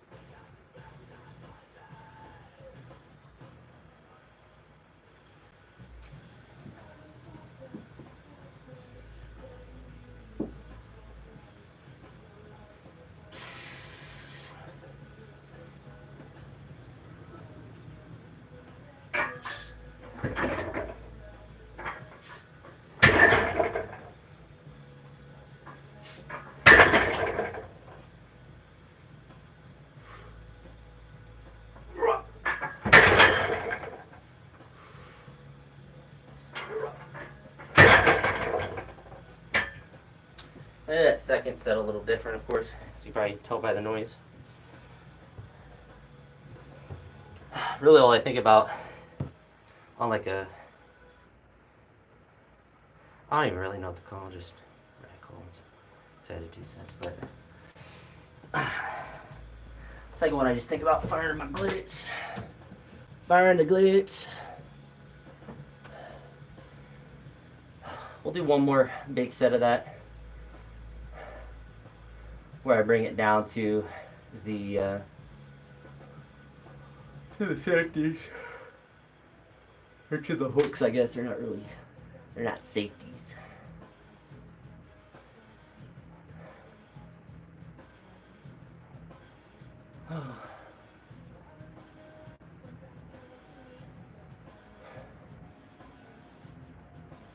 I'm tired now.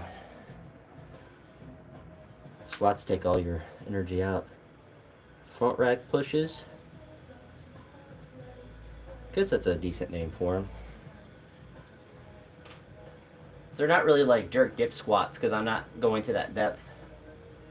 I'm basically just unracking it and not fully dropping it, but just, putting it back onto the rack. And with these two, I'm trying to really have the same grip I would have in a jerk, so a full grip.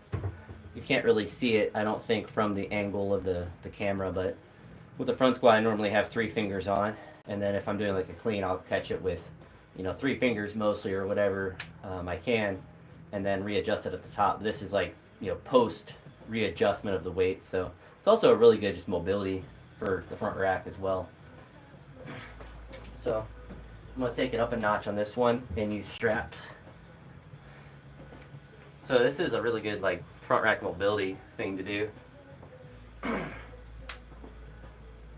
Obviously, you can load it up quite heavy, like this is obviously, a heavy weight, but you don't have to do it that heavy, really. And when you do them, it's good to, especially if you use straps. For me, I'm less worried about like wrist with these or anything. I'm more worried about making sure I don't put it too far into my carotid artery and choke myself out. But as long as you know that feeling when you start to see the light, you just set the bar down and get away from it. But thankfully, that doesn't happen very often.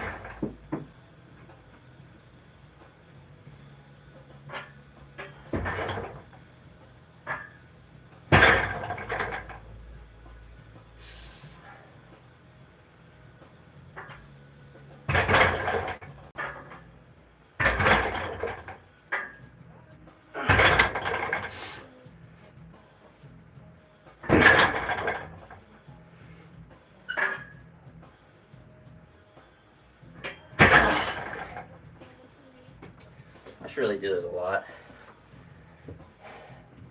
It's weird because they're like difficult, but they're, like I did 15 there. Like because the range of motion is so short, it's not hard to do them, especially once you're kind of in a rhythm. But just to stretch my front rack,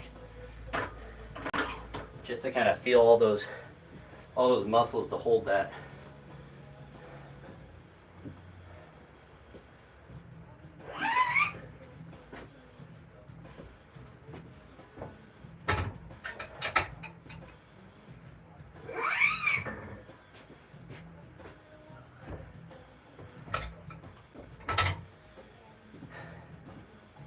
mean, Chinese do them a lot, and it's hard to necessarily believe that everything they do is beneficial when they're on all the schnozzle, but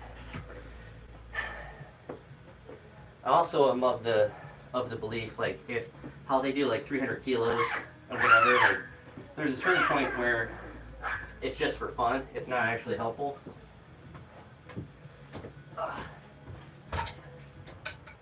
I feel like with a weight like that, it's light enough to where I can do, you know, a lot of reps like that, but it's also close enough to like a front squat at a minimum to where it's a weight I'm going to interact with. I've done it really heavy before for a single hold before.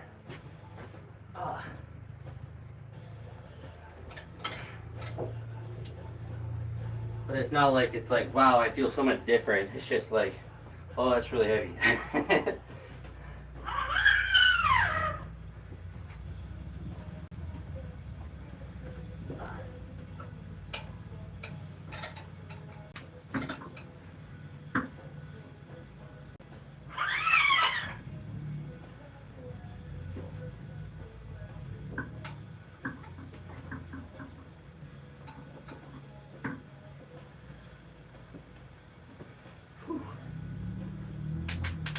Clean the off.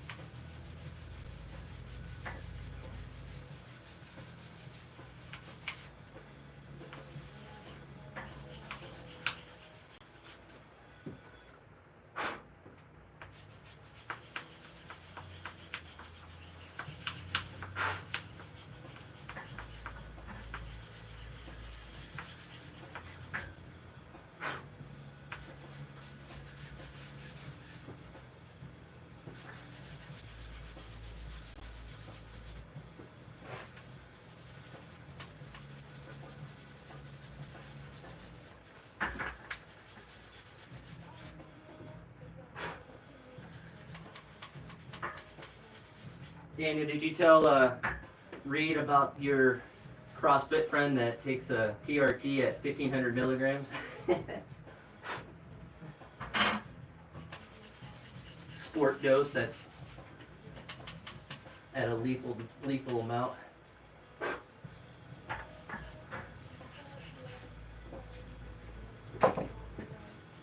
Went from 350 to 1,500. Which, you know, that's a lot. I think that would be a lot for even a IFBB Pro, but then again, I don't follow that world closely enough to know. But I feel like there's well, actually, I don't even think I need to. I don't need this feeling. I think there most likely is a law of diminishing return when it comes to any performance enhancers, but I would imagine that at 1,500, you are no longer just, you're not getting progressively more benefit from it. You're just shortening your life a little bit faster. And probably spending too much money. I mean, frankly, like, that's a lot to spend. Oh.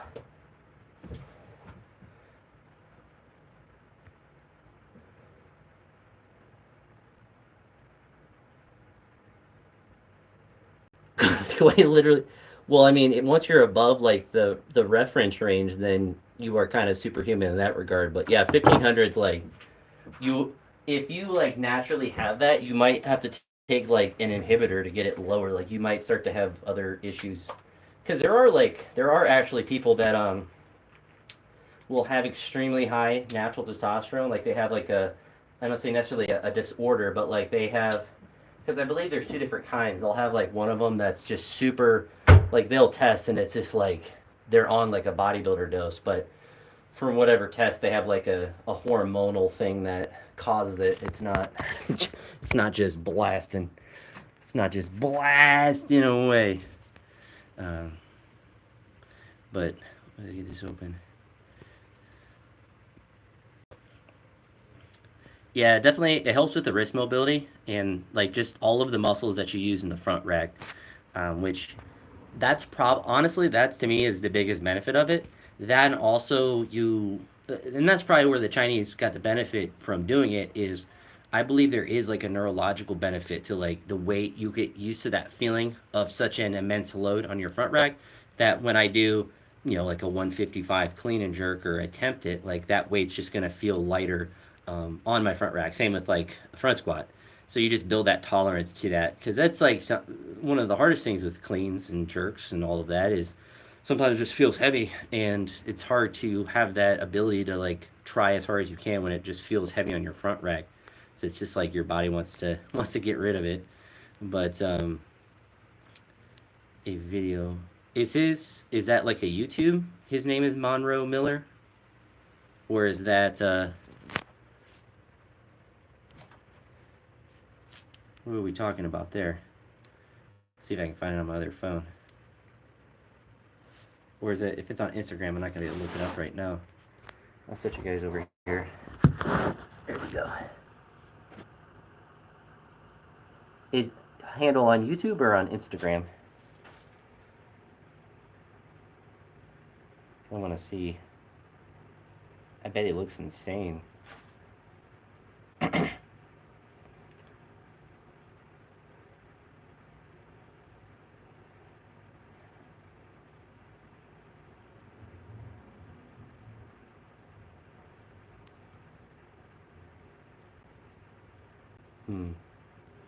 Monroe Miller.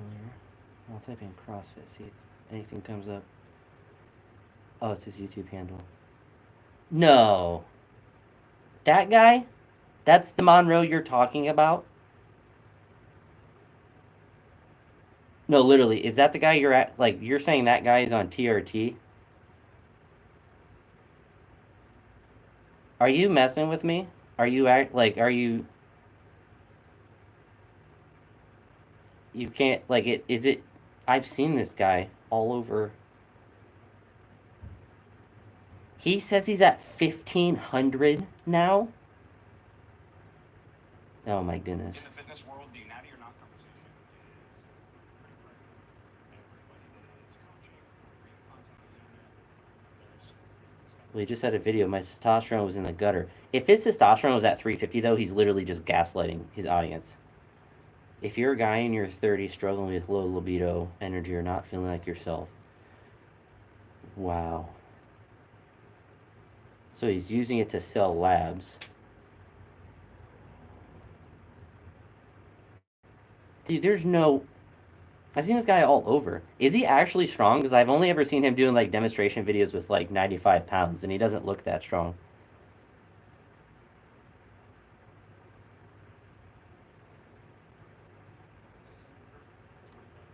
your body, the testosterone has some issues, right? So when I started working in Clementine before taking the anastrozole, my nipples were a little sensitive, not like nine or anything, just a little sensitive to touch. And That's what his video is talking about.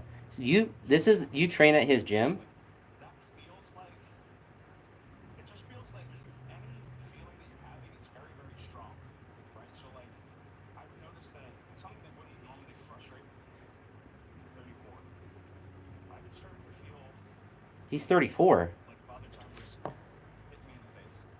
And I didn't notice that like my hormones didn't feel like they were firing. And I guess like now, knowing what low testosterone to having good numbers is, Okay, I thought you looked at a gym. I was like, that's a small world. I just, my sex drive was really low. I was feeling like, yeah, I worked really hard, but I just didn't feel like I had a lot of zest for life. And so Dude, I'm gonna be 32. part was really the reason that I got my blood work done and reached out to a doctor. I've never had really high libido, but it was really, really low, like almost non-existent. I was having sex with my wife maybe like once a week, but that didn't a lot. Some people don't know, but in my time, it was like almost like it was forced. Like I felt like I had this job to do, and I was like, I don't really want to. I was so stressed out about stuff. That's not like top of my mind. And I didn't, I was like, I'm just checking the box and take care of my wife and shit. But I didn't realize like she could feel that it wasn't like super into it. She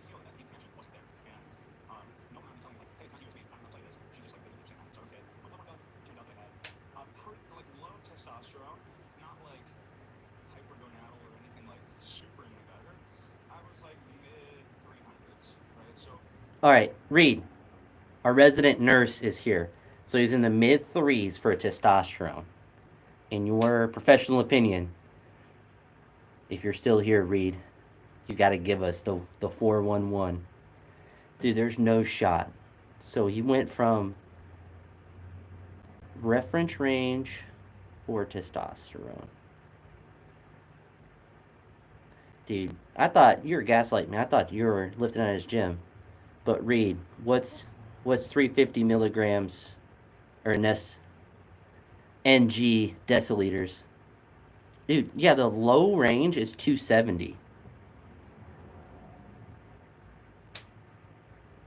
So like 350 is literally like a normal dose. Now I will say that from listening to people talk about it, that if let's say that he was at 650 and he dropped down to 350, you would feel a difference probably, or that could be a problem for that individual when you feel that level drop dramatically or just drop over time.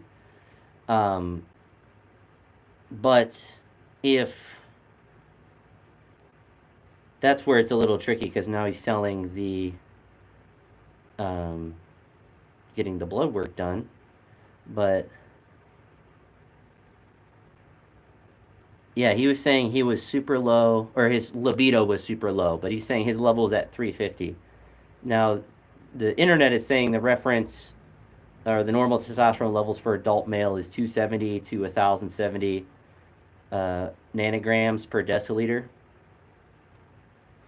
which that's 1,000 is higher than I thought it was like 700 was like the top end normal range, but that shows how much I know. But yeah, this one's 250 to 836. So I would guess it's somewhere probably that two to 800 or 2 to 900 range would be relatively normal for most people. And being on the low, what's funny too is like if he's I didn't listen to the rest of the video, but if he says he went to 1500 though, um, yeah, because he's selling like a company to get his blood work done, and which is fine. Like I'm not gonna say you shouldn't get your blood work done, but um, I will say that if you're having, I think that's one thing that's important as well. Is like if his testosterone wasn't low, 350 is not low. So I would be interested to see, what could be the other causes of having low libido and having, what he said, having less zest for life, like those kind of like subjective things. Um, but to just start blasting at such a high level is ridiculous. I would imagine, and maybe Reed can again lighten us about, what would be the intelligent way to go about, you know, working with a doctor to go through this. But I would imagine that if you are going to be doing TRT of some sort, that you'd want to start with the smallest like the minimum possible dose to see if that had any effect. Because you wouldn't want to start at. I mean, if you're going to 1500, I would say you're going right to the. You're not going much. I don't know how much more you go than that before you just. I don't know. You just have some sort of like major issue with that. But I would imagine that starting at the absolute minimum that you could to see if there is a positive effect and doing that over the year, I would think that that would be the smartest way because the more that you would take, I would imagine that um, so you're saying you don't want to go right to bodybuilder doses? I think Reed just wants Monroe to just be weak. But no, but like to me, all right. So like that makes sense to me to like start at like the because like even if you have those negative side effects of you have low libido or you have like other medical issues, the risk of taking testosterone is still there of some sort. And if you're going, I would imagine that if you're taking, a 20 nanogram or whatever, a 20 milligram dose versus a 220 milligram dose, your potential side effects are going to be potentially a lot different. Um, but that is a wild thing. Um, and Unfortunately, you have willingly jumped on the corrupted science hamster wheel where the solution might ail you in form of a pill injection. I find it particularly ironic as a devout CrossFit proponent, you would choose a pharmaceutical path.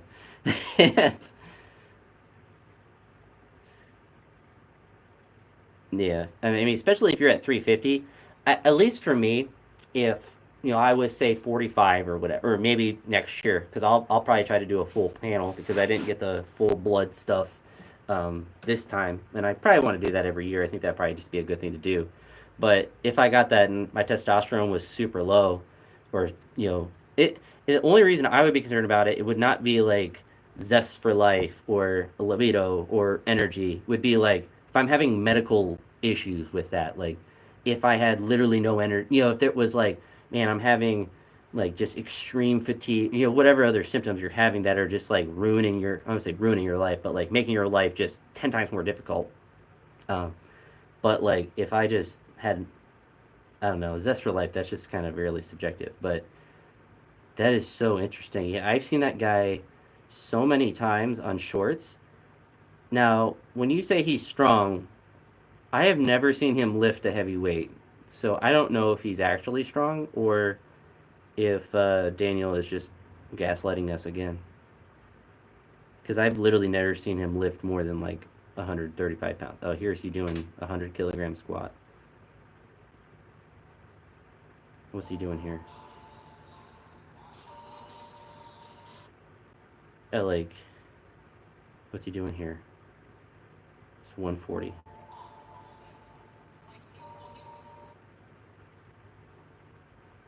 Well, I don't care what he says his maxes are. Right? He records 4,000 videos. Like he should have videos of his maxes. What I mean, if you've seen it, what are his maxes then?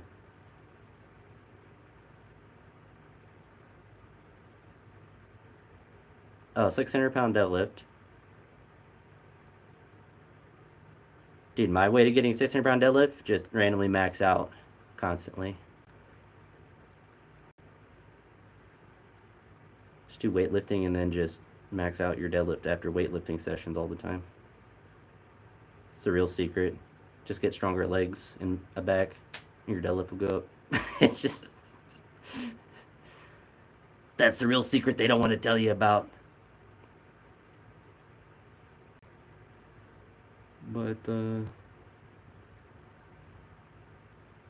that's wild, though. That's wild. But yeah, Daniel, what are some of his maxes? I saw the 600 pound deadlift, which that's not bad at all. Obviously, that's really good. I'm saying like I'm to me in my brain, I sounded somewhat sarcastic slightly, but like no, it's like 600 is really good. 500, 400 is really good.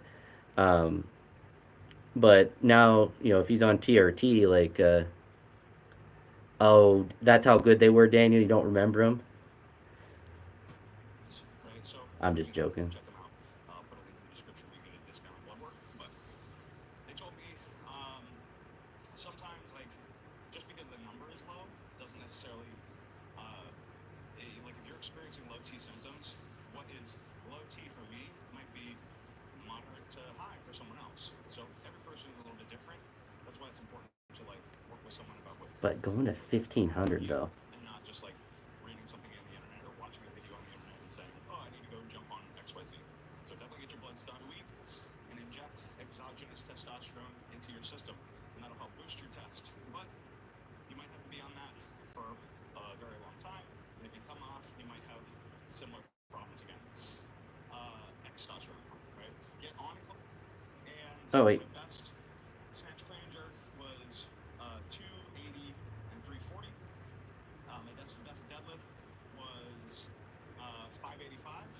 So 280 is like 127, and 340 is like 153 or 4, like right in that range.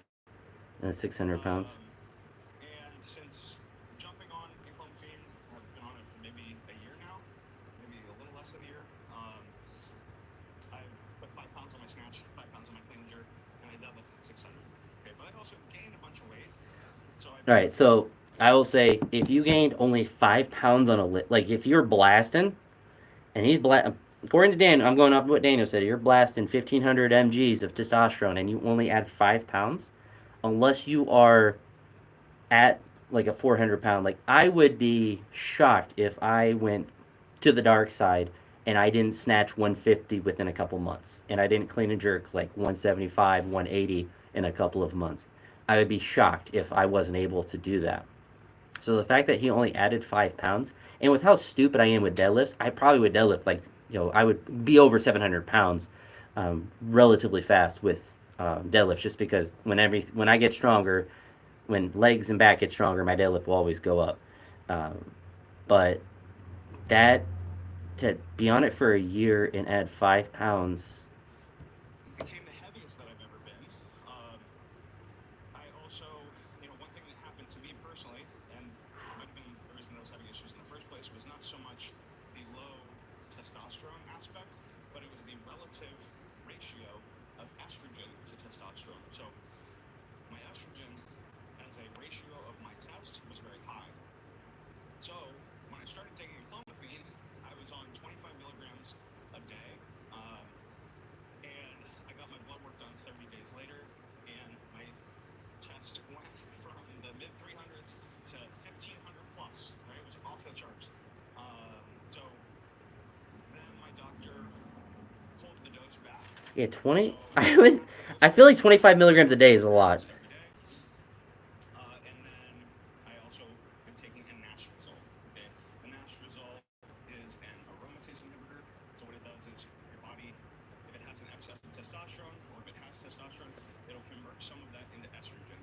And the high level of estrogen relative to testosterone has some issues, right? So I started with the clomiphene before taking So it. it sounds like he's taking so much testosterone that he needs to have a.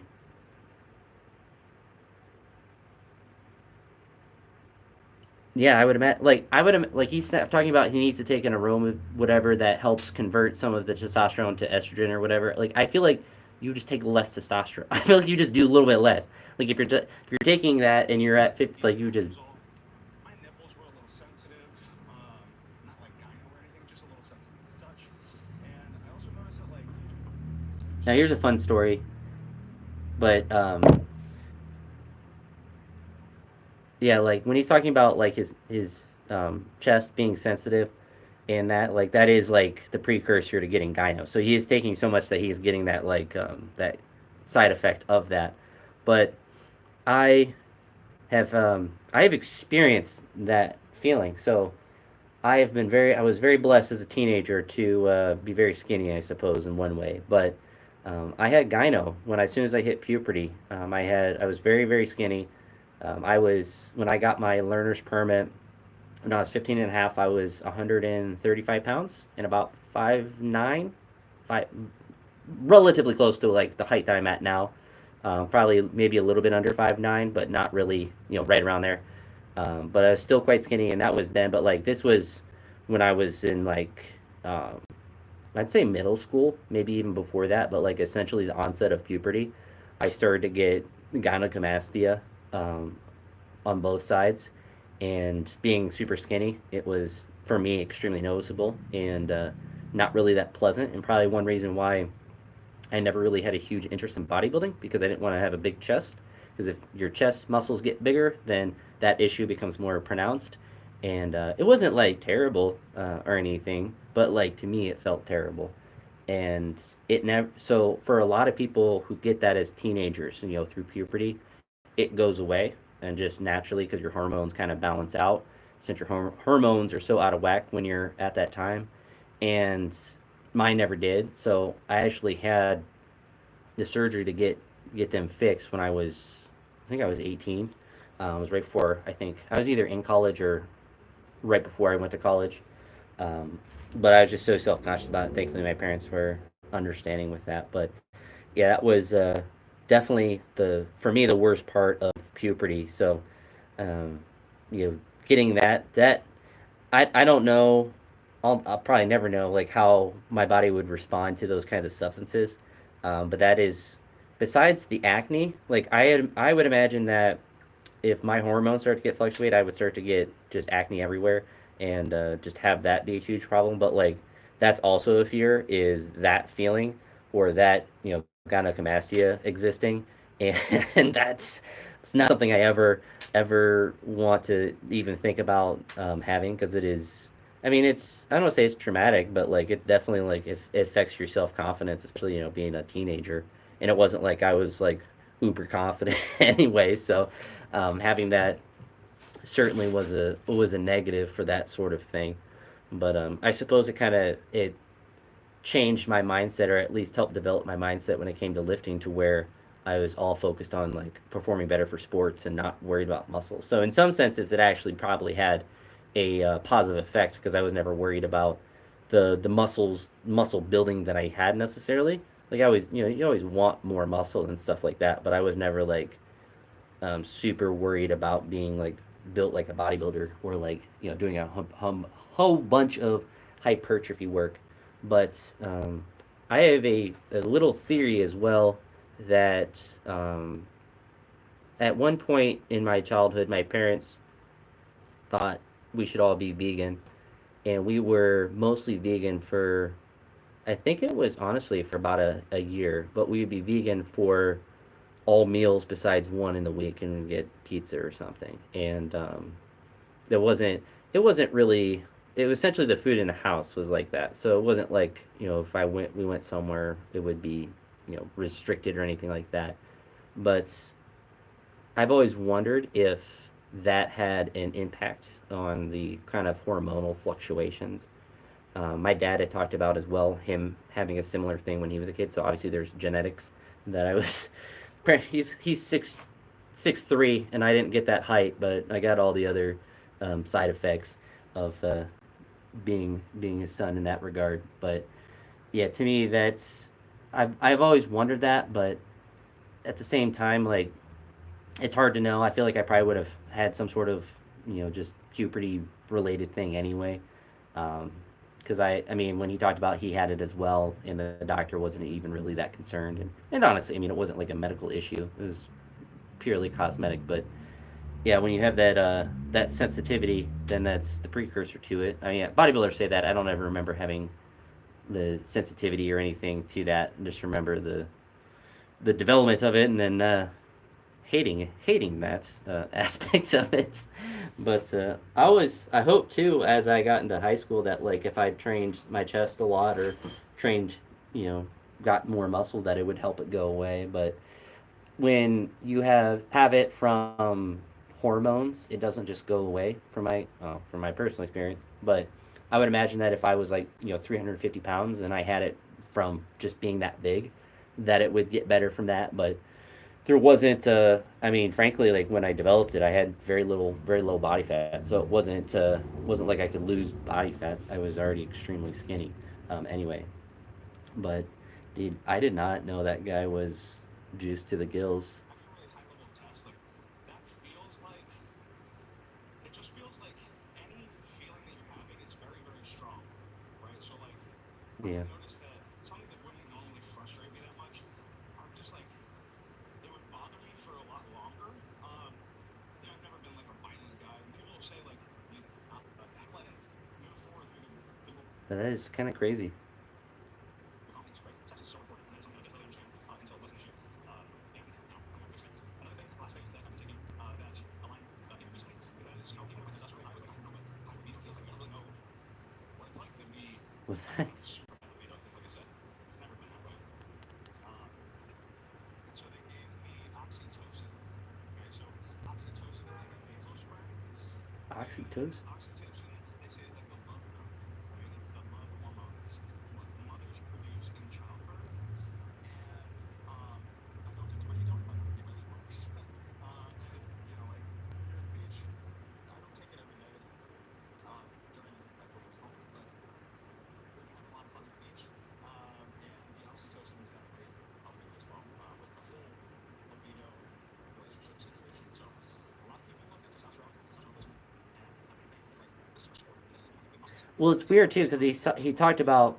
So that's where he kind of contradicts himself a little bit. He's talking about having low libido as being like a big driver from him wanting to take the testosterone, but then he takes a completely separate substance to help with the libido. So like you if the libido was a problem, probably do the second thing and then see if that affects the I don't know.